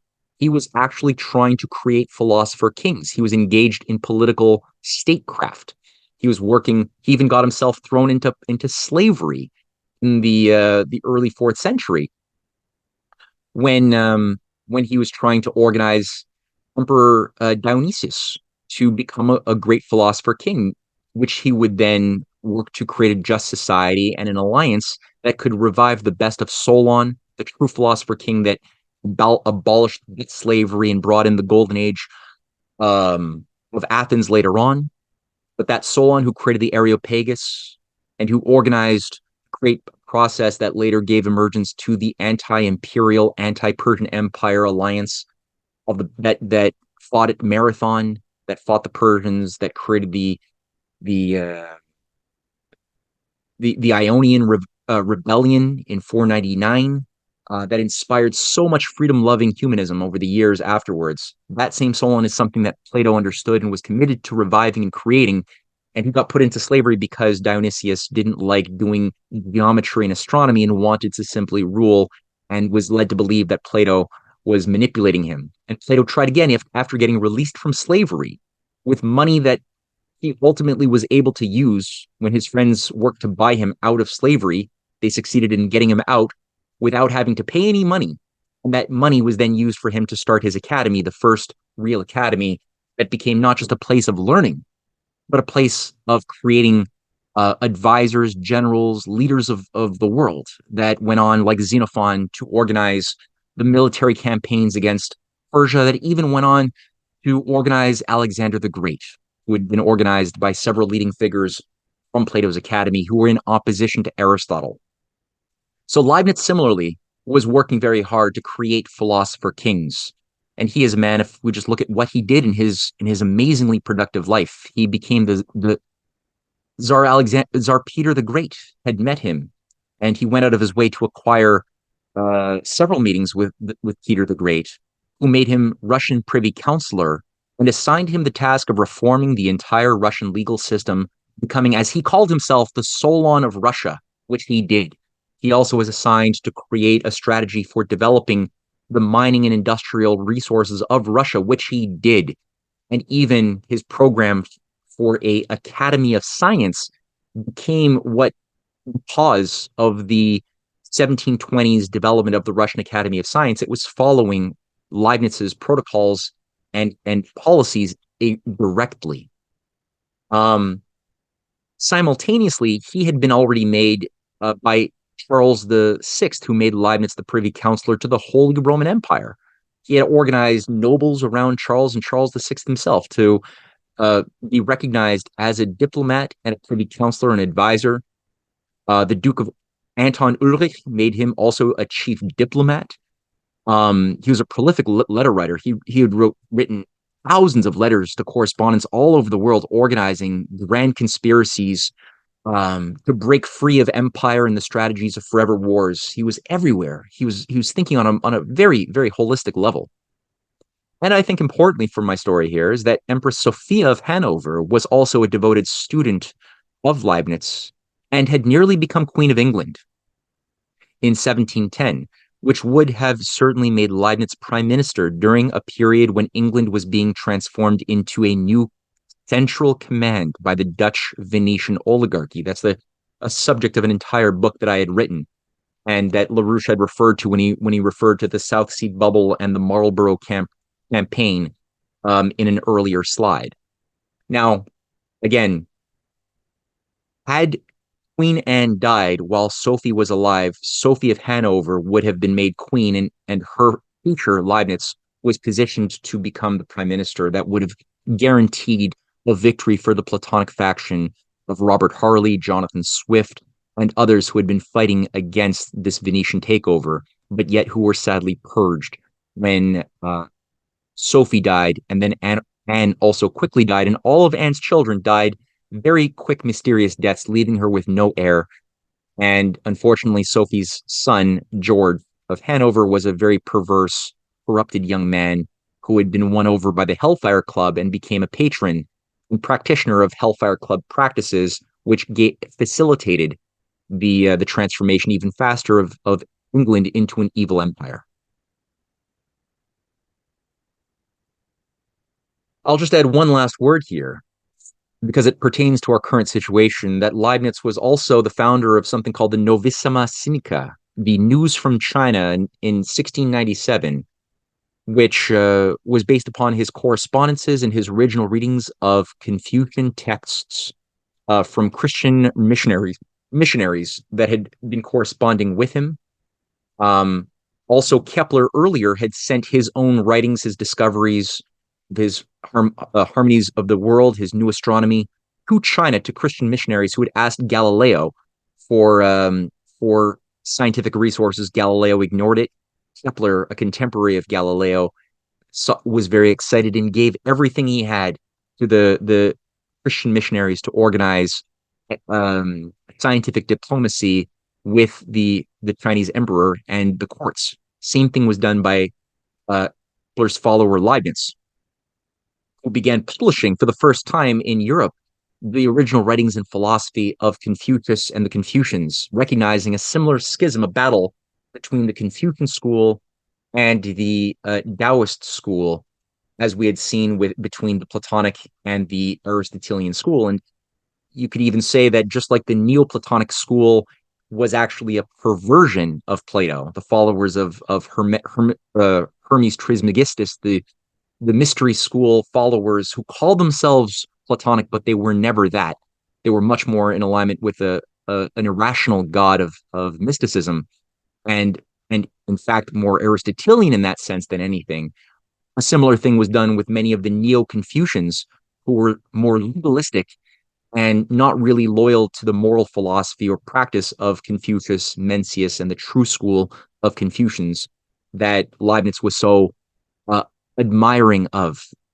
So within his News from China, issue number 1, he has the first article where he has a grand design that features China and Russia playing a very important role to transform the world. And he writes, Leibniz, saying, I consider it a singular plan of the fates that human cultivation and refinement should today be concentrated, as it were, in the two extremes of our continent, in Europe and in China, which adorns the Orient as Europe does the opposite edge of the earth. Perhaps supreme providence has ordained such an arrangement, so that as the most cultivated and distant peoples stretch out their arms to each other, those in between may gradually be brought to a better way of life. I do not think it an accident that the Russians, whose vast realm connects Europe with China, and who holds sway over the deep barbarian lands of the north by the shore of the frozen ocean, could be led to the emulation of our ways through the strenuous efforts of their present ruler, Peter the First, Peter the Great. So just to have a quick reminder that I think the Leibnizian vision of a Russia-China relationship being the mediator between taking the best qualities of European civilization and Asian civilization and then developing brotherhood and communion with diverse peoples, like united in a common principle of improving themselves, will uplift culturally everybody along the way and economically, which we see with the Eurasian land bridge that has been developing ever more, integrating the Eurasian partnership, and potentially, as we see with this land bridge, with an Arctic component that could extend through the polar Silk Road already being developed, and feasibly, if the world can become non-suicidal in time to avoid the collapse, potentially a new renaissance of Arctic cooperation through the Bering Strait rail development as a new paradigm of pro-development, long-term thinking is restored once again in Western civilization. So just a little something as far as the spirit of Leibniz in our modern age through the Belt and Road Initiative. So a quick recap here. We have just some notable, in no way is this complete, obviously, but simply notable representatives who shape the contours of our history of each of the schools. On the left, we have the schools of Aristotle between the 16th and 19th century. On the right, same period, featuring the representatives, the greatest representatives, in my view, of the Platonic school. And again, there are many other people who brilliantly represented either school for good or for bad. However, I chose these most notable ones because they mean the most to me, and I find that they had the greatest impact as far as resonance in amplifying the contours of history for good or for bad. So we have here on the left Thomas Hobbes, the promoter of the Leviathan, an assistant of Francis Bacon, possibly Bacon's lover, who was an advocate of the Aristotelian school of political controls of a master class, the Leviathan class of hegemon over the masses. He believed in the wickedness of human beings. A follower of Hobbes was John Locke. We went through Bernard Mandeville was the intellectual father of the Hellfire Club, somebody whose ideas of private vice and public virtue, so that public virtue is the creation of individual hedonism, everybody pursuing their own selfishness creates good, that type of proto-chaos theory, it really is a proto-chaos theory of its own age, is what later on, as we will soon see, was used by Adam Smith in the cultivation of Adam Smith's theory of human society. Adam Smith being a follower of both Mandeville and the Aristotelian school. Jeremy Bentham, who was in charge also of the British Empire's intelligence for a period that derailed the French Revolution, turning it into a Freemasonic anarchistic bloodbath. That Jeremy Bentham that wrote of his defense of usury and defense of pederasty, whose severed head is today on display as he requested it be embalmed, as it is, next to a wax version of his body in a London museum. That Jeremy Bentham is another representative and enemy of the Platonic school that LaRouche had referred to. Thomas Malthus is another Aristotelian who we will see something of. A follower of Malthus and a grand strategist of the empire was David Ricardo, somebody who inspired the formulations of globalization as we've come to know it, as all these men had in many ways. And finally, Thomas Huxley, a controller of a figure known as Charles Darwin and a founder of something known as the X Club that worked to co-opt science once again around the Royal Society and a new invisible college, the same type of Royal Society invisible college that had manufactured and attempted to co-opt science under the figure of Isaac Newton, who I should add Leibniz was in opposition to, refuted, did battle with through the Leibniz-Clark correspondence. We can read about those battles, and who plagiarized many of his discoveries, including the discoveries of Kepler on gravitation, as well as Huygens on optics, and also on Leibniz, and specifically Leibniz's work on the infinitesimal calculus. Now, just like Newton was not an apolitical figure, he was also the master of the mint of the Bank of England, a very destructive thing in world history then, as it is still to this very day. So too was Thomas Huxley. He was not really a scientist. He saw the usefulness of certain scientific doctrines to justify empire, as the idea of the interpretation of natural selection from the Darwinian model was very useful at justifying the idea of the rule of the strong naturally over the weak. So that's just some of the notable ones that will come up throughout the book series that I've written, as well as the course series. On the opposing side, the Platonic school could be best represented, I find, between the 16th to 19th century period by the figures of Erasmus of Rotterdam. You could add Thomas More to that list as well, whose Utopia was a certain homage to Plato's Republic. Thomas More, who died in a very similar way to Plato's teacher Socrates, after all, for standing up for his conscience and got killed according to the desires of a highly manipulated Henry VIII. Johannes Kepler. I mentioned Jean-Baptiste Colbert briefly, the figure who was a student of Cardinal Mazarin, two Platonic scholars, leaders and advisors of King Louis XIV, a very problematic king, but these were two very good advisors and good men who organized the Peace of Westphalia that will be the subject of a future class. They were also the organizers of the French Academy of Sciences, which was what organized a young Gottfried Leibniz in his time. It was really a Renaissance hub of creative, scientifically potent, culturally advanced statesmen.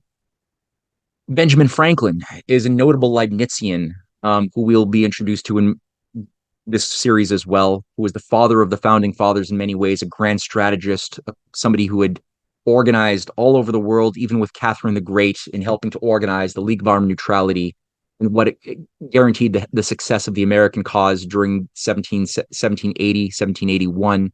He organized like-minded thinkers in India, Muslim thinkers like Hyder Ali and Tipu Sultan or Sidi Muhammad from Morocco, who participated in various ways in the struggle of 1776 to 1781 and the idea of creating a just society on earth founded upon natural law. And his discoveries in science, I would say, in 1753, 52, 53, 54, those discoveries of electricity could not be seen as separate from his discoveries in political science either. Alexander Hamilton, who advanced once more on Leibniz's ideas of a science of physical economy through his works on developing a national bank and the idea of national economics.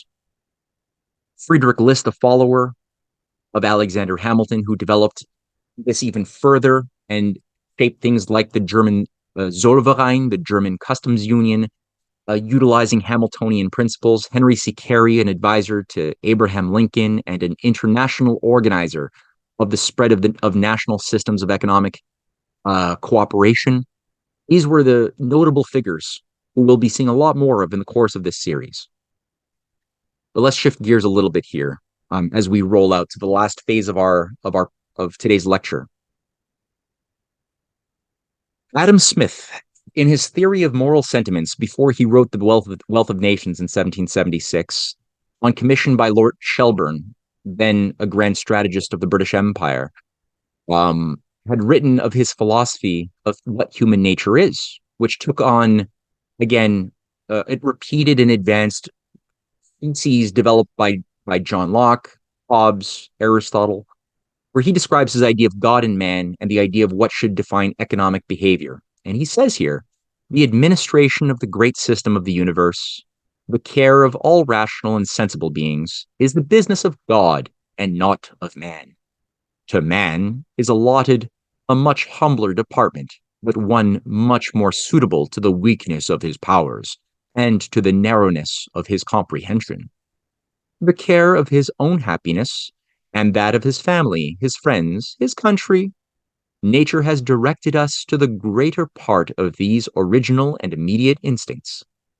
Hunger, thirst, the passion which unites the two sexes, the love of pleasure and the dread of pain, prompt us to apply those means for their own sakes, and without any consideration of their tendency to those beneficent ends which the great director of nature intended to produce by them.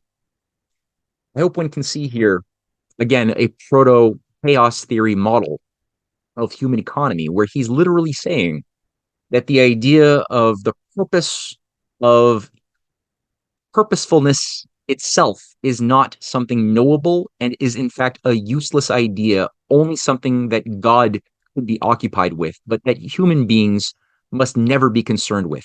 For us, it is sex, pursuit of pleasure, and the avoidance of pain, which help us develop a calculus to decide what we do to protect our family, our friends who give us pleasure, maybe our country. Beyond that, everything else we have to leave up to chance. And who would be happy with that type of arrangement? Well, I would say those employers of the British Empire who wish to control the world, where the sun would never set upon said British Empire, from the east and from the west. They would be happy individual victims took on this philosophy because they would never see the devil that would be picking their pockets like an invisible hand. Later on, Thomas Malthus, I think, is an important closed system Aristotelian thinker, again, employed by the British Empire, who's taught in today's universities like a god, is a disgusting figure who developed a mathematical formula for predicting the future, and one which denied the existence of the soul, of God, the power of creativity, the power of making discoveries, or leaping over our limits to growth. All of these things were denied by Thomas Malthus, who taught at the British Haileybury College that trained all of the leading British East India Company managers. He basically said in his essays on population that, okay, we have function of arithmetic growth when human beings are permitted to grow. Sorry, when when agriculture grows, it is arithmetic. It grows from 1 to 2 to 4 to 8 and onward. Or no, just simply, I'm going to erase this.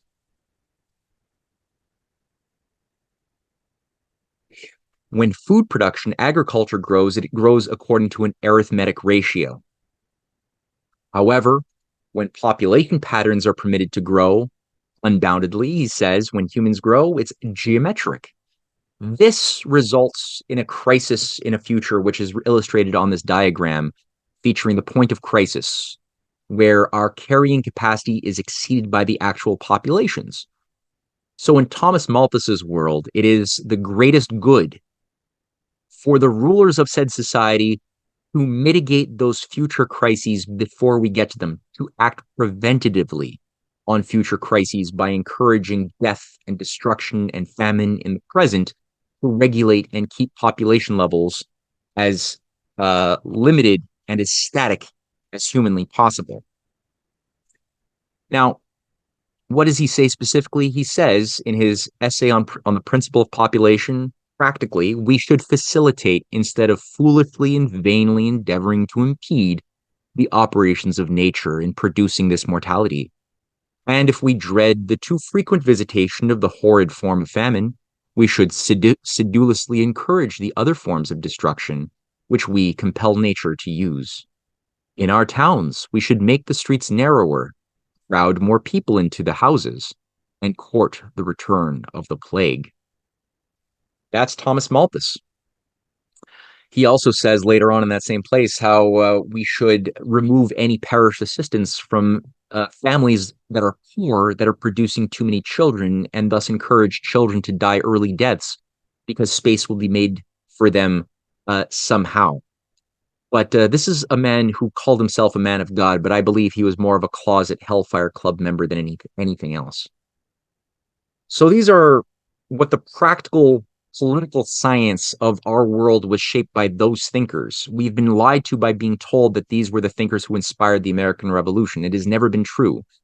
And so for the three final Platonic representatives that LaRouche had referenced were among the greatest powers of the West in fighting against the system of empire and hereditary control.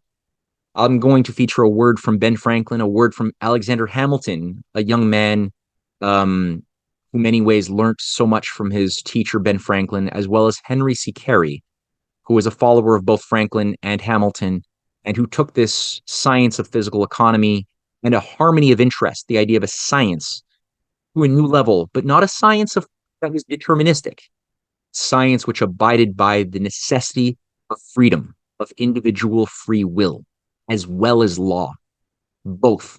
Very important conjunction that this opposition of duty and freedom can only be resolved by shifting to a focus of the higher culture, the higher joys of the soul, the higher joys of discovery and sharing, which are explored by Schiller and all great poets and all great musicians in the greatest of compositions. So Ben Franklin, there's an extended but beautiful quote to demonstrate his general moral philosophy that flowed very much from his self-conscious work in science and popularizing science and the discovery of electricity, the electrical fluid that made him known far and wide as the Prometheus of America.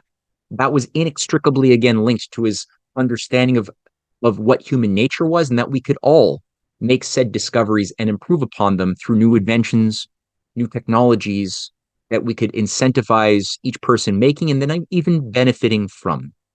Ben Franklin, who had again many patents, he innovated and revolutionized patent law so that people could individually have an incentive to be creative at the same time as experiencing the abstract joy to actually be able to support your family, to be a useful member of society, a real entrepreneur. He wrote of his idea of the harmony of interest in his proposition, the British Empire in 1771, on benefiting, in this case, it was New Zealanders, but really the entire world would apply to his conceptions here.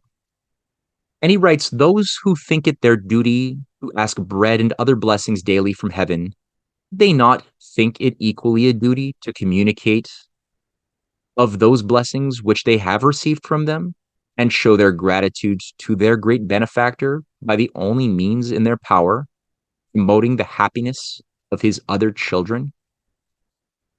Many voyages have been undertaken with views of profit and of plunder, or to gratify resentment, to procure some advantage to ourselves, or to do some mischief to others. But a voyage is now proposed to visit a distant people on the other side of the globe, not to cheat them, not to rob them, not to seize their lands or enslave their persons, but merely to do them good, and enable them as far as in our power lies to live as comfortably as ourselves. It seems a laudable wish that all the nations of the earth were connected by a knowledge of each other and a mutual exchange of benefits. But a commercial nation particularly should wish for a general civilization of mankind, since trade is always carried on to much greater extent with people who have the arts and conveniences of life than it can be with naked savages. We may therefore hope in this undertaking to be of some service to our country, as well as to those poor people, who, however distant from us, are in truth related to us, and whose interests do in some degree concern everyone who can say homo sum. Again, Ben Franklin's conceptions also applied to his work and efforts through his Poor Richard's Almanac and his many works and efforts and writings and policies to work towards creating communion and positive relations with the natives of the Americas that had already been unjustly treated many times over.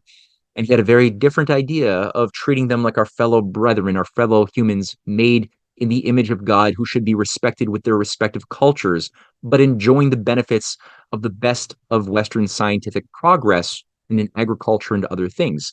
He organized schools to give literacy, to provide literacy in their own languages to many of the Cherokee and many of the other natives, as well as technologies. He also worked to promote the emancipation of slavery. He was one of the founders of the Society for the Manumission of Slavery, as was Alexander Hamilton at this very important time, knowing that if this dignity could not be provided and expanded to everyone, then any idea of expansion or manifest destiny would be unjust and akin to simply the spread of the British Empire or earlier Roman Empire, which would not be within the law or mandate of heaven.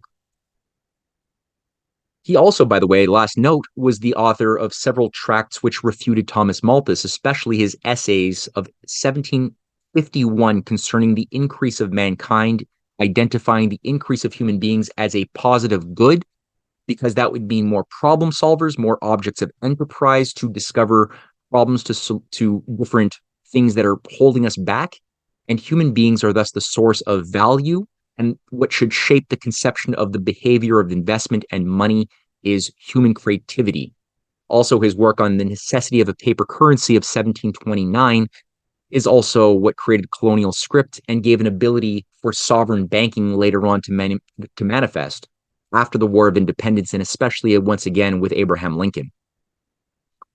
Alexander Hamilton, the first Secretary of the Treasury under George Washington, a great war hero, is often treated as a bad guy by many historical narrative shapers, or a simplistic fool by people who like him and watch um, too many musicals and don't recognize what he actually was. So whether you like him or you hate him, I guarantee you, you've been lied to. The actual Alexander Hamilton is something very different, which again, I have several chapters in my books which go through the real Hamilton, the real fight to create a national bank and his battles with the deep state of his day and his murder by Aaron Burr. But he wrote of his concept of value and the source of value in an economy in his report on the subject of manufactures, published in 1791, where he says the purpose of the economy is to cherish and stimulate the activity of the human mind by multiplying the objects of enterprise is not among the least considerable of the expedients by which the wealth of a nation may be promoted. And here he's making a point in his essays that Adam Smith only talks about in his book, The Wealth of Nations, published in 1776. Actually doesn't talk about how nations become wealthy. He's assuming a mathematical universe where all nations exist with wealth already. But Alexander Hamilton makes the point, if you are an agrarian society with no industry and you abide by Adam Smith's laws of deregulation, open markets, hidden hands that self-regulate vice, if you do that, you will always be deprived of growth. You will always be crushed of your aspirations to develop factories and manufacturing. That requires protection by the state. It requires some form of national involvement to do this. And Britain had the only monopoly at that time. They're the dominant monopoly of manufacturing, and made sure that nobody else was able to stand on their own 2 feet.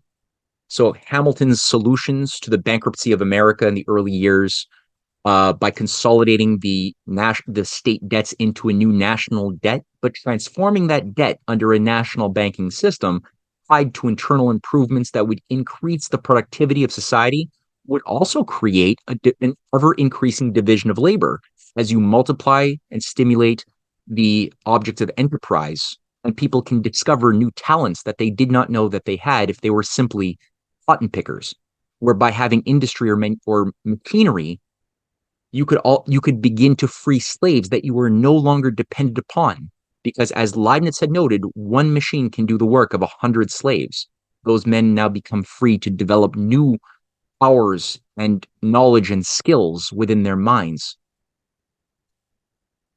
Lastly, the last person I will quote here will be Henry C. Carey, a leading American system economist, a scientist who wrote many works that are behind me on my bookshelves, and an advisor to Abraham Lincoln, an co-architect of the Republican Party when it was first created before the Civil War as the dominant anti-slavery party, and the greenback system of Lincoln also, the idea of national credit, public credit that would be emitted through the Treasury according to Article 1, Section 8 of the U.S. Constitution, and that would thus be tied to economic behavior that would invest in the increased productivity of society, the transcontinental railway, other things that uplifted people while at the same time benefiting investors.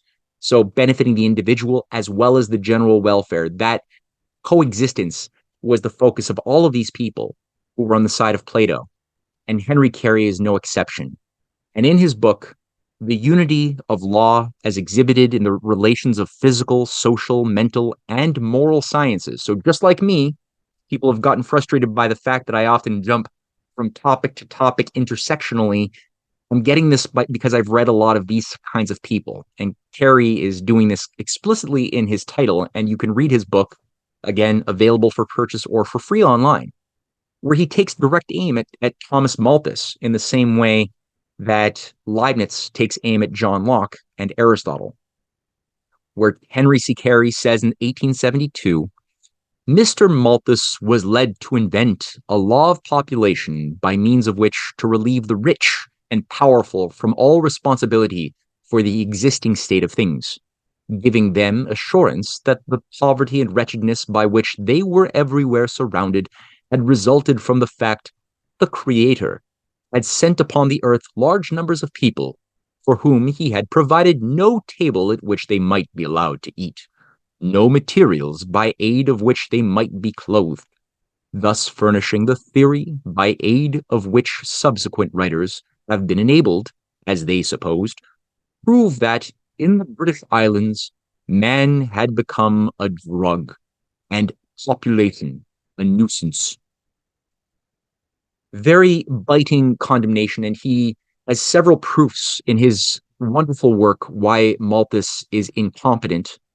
He mentions one point in his demonstration of the positive value of having population growth, that the more his power, that is humankind, the more his power of association, the greater is the tendency towards the development of his various faculties. The greater becomes his control over the forces of nature, and the more perfect his own power for self-direction. Mental force, thus, more and more obtaining control over that which is material, the labors of the present over the accumulations of the past. So what does he do in his paper? He defines three kinds of chain in his book. Change exists literally in only three ponderable ways: change in place, change in form, so wood into a chair, right? Change in form, iron ore into a car.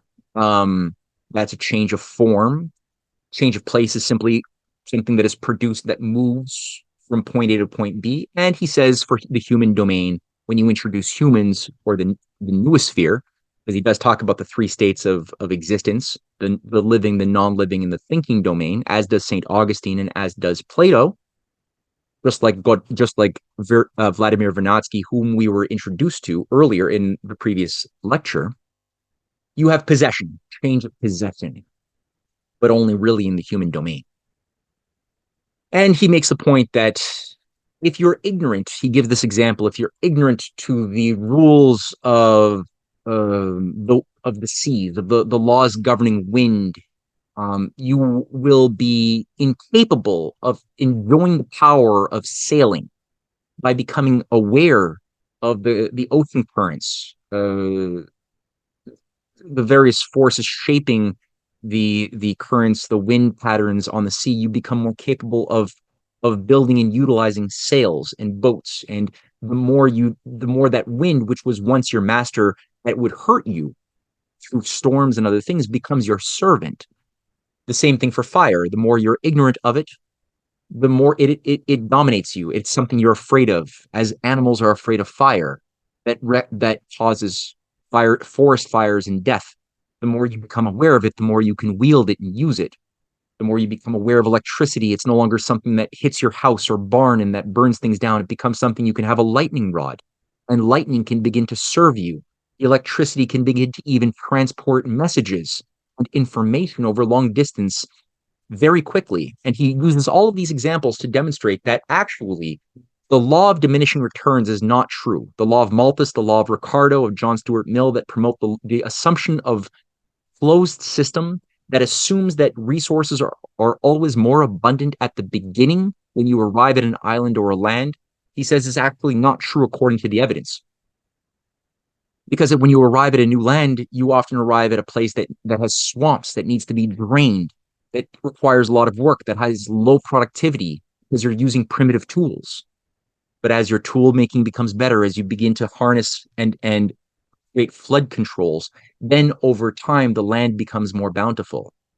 The tools become more powerful, more useful as you add knowledge to them. So there's a reciprocation of mind to matter. The more mind develops a knowledge of the universe, the more the universe is less the master and more the servant of the mind. And in, again, the language of Vernadsky, one could see this as the increase of the noosphere over the biosphere and lithosphere, or abiosphere. And finally, in 1851, Henry C. Carey was already foreseeing a clash of the two paradigms, the two systems that we today, I would say, are currently also experiencing in a major way. And he wrote a book called The Harmony of Interests, where he's refuting the idea of a class struggle built into the fabric of reality. He says there's no need to believe that this is an absolute truth or a law of nature, that the slaves will always be suppressed by the masters and thus result in tension and thus revolution to overthrow the masters in periodic revolutions, who will then find new enslavement or become enslavers of more slaves in some forever class struggle of rich versus poor. He says no. There are rich, there are poor, there is inequality, that is true. But if you think on a higher level, there is a harmony of interest that will benefit the rich or every class of society, the public and the private sector alike. There's no necessary dichotomy or opposition in these different aspects of society, or the industrialist and the agriculturalist should not expect a forever opposition of their interests. If you think on a different level than the Hobbesians and the Malthusians, and instead adopt a more harmonious open system philosophy. So Henry C. Carey, in The Harmony of Interests, describes here, he foretells the oncoming civil war that he sees as more than simply a war of North versus South, free versus slave states, but rather a war of ideologies, of a system of global rule of the divine right of kings versus a system that presumes that all men are created equal. And he says that two systems are before the world. The one looks to increasing the proportion of persons and of capital engaged in trade and transportation, and therefore to diminishing the proportion engaged in producing commodities with which to trade, with necessarily diminished returns to the labor of all, while the other looks to increasing the proportion engaged in the work of production and diminishing that engaged in trade and transportation, with increased return to all, giving to the laborer good wages and to the owner of capital good profits. One looks to underworking the Hindu and sinking the rest of the world to his level, the other to raising the standard of man throughout the world to our level. One looks to pauperism, ignorance, depopulation, and barbarism. The other, increasing wealth, comfort, intelligence, combination of action, and civilization. One looks towards universal war, the other towards universal peace. One is the English system, the other we may be proud to call the American system, for it is the only one ever devised, the tendency of which was that of elevating while equalizing the condition of man throughout the world. I think this is a brilliant quote. I've cited this many times, and it's one which I think illustrates or gets at the crux of universal history, as well as the crisis built into the fabric of the United States. And every time, and one can read my books to find this out for themselves, that every time an American president has died while in office, of which there have been 9 such instances, not including Alexander Hamilton, who was in many ways as influential of an individual as any president was, or Martin Luther King Jr. or Bobby Kennedy. I mean, I'm excluding them. But if you look at simply sitting presidents who died while in office, there were 8 between 1840 and 1963.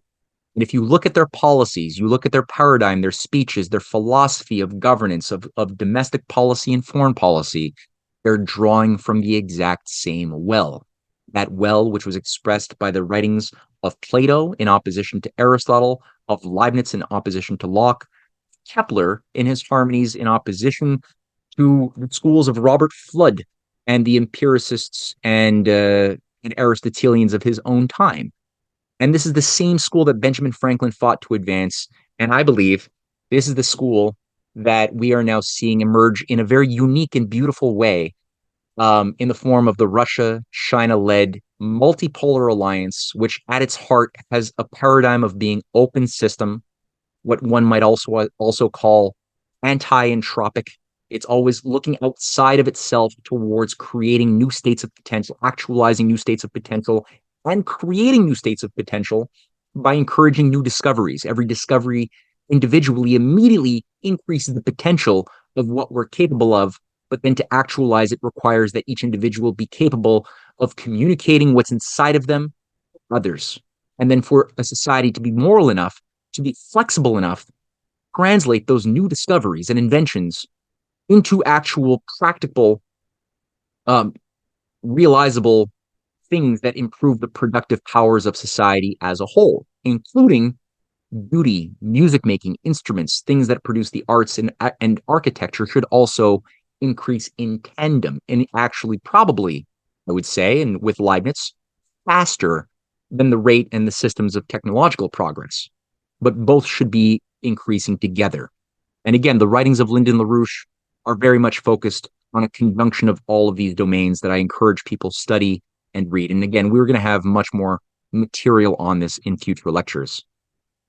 The next lecture, number 3, that people can expect would be on my personal discoveries, specifically through the untold history of Canada, as well as the clash of the two Americas, dealing with Canada, how I came to understand Canada as a synthetic construct and a chess piece on the British Empire's great game. And specifically, like I said, the clash of the two Americas, the two opposing traditions as they were expressed in the case study of the United States experiment and its ongoing struggle to survive and revive its better traditions against those forces that are wishing to undo the successes of 1776 and put society back in a little feudal cage of a dark age where people were dumb, with too much in common with talking cows and fighting amongst ourselves. So that'll be next week. Thank you very much, and hope to see you for another lecture very soon.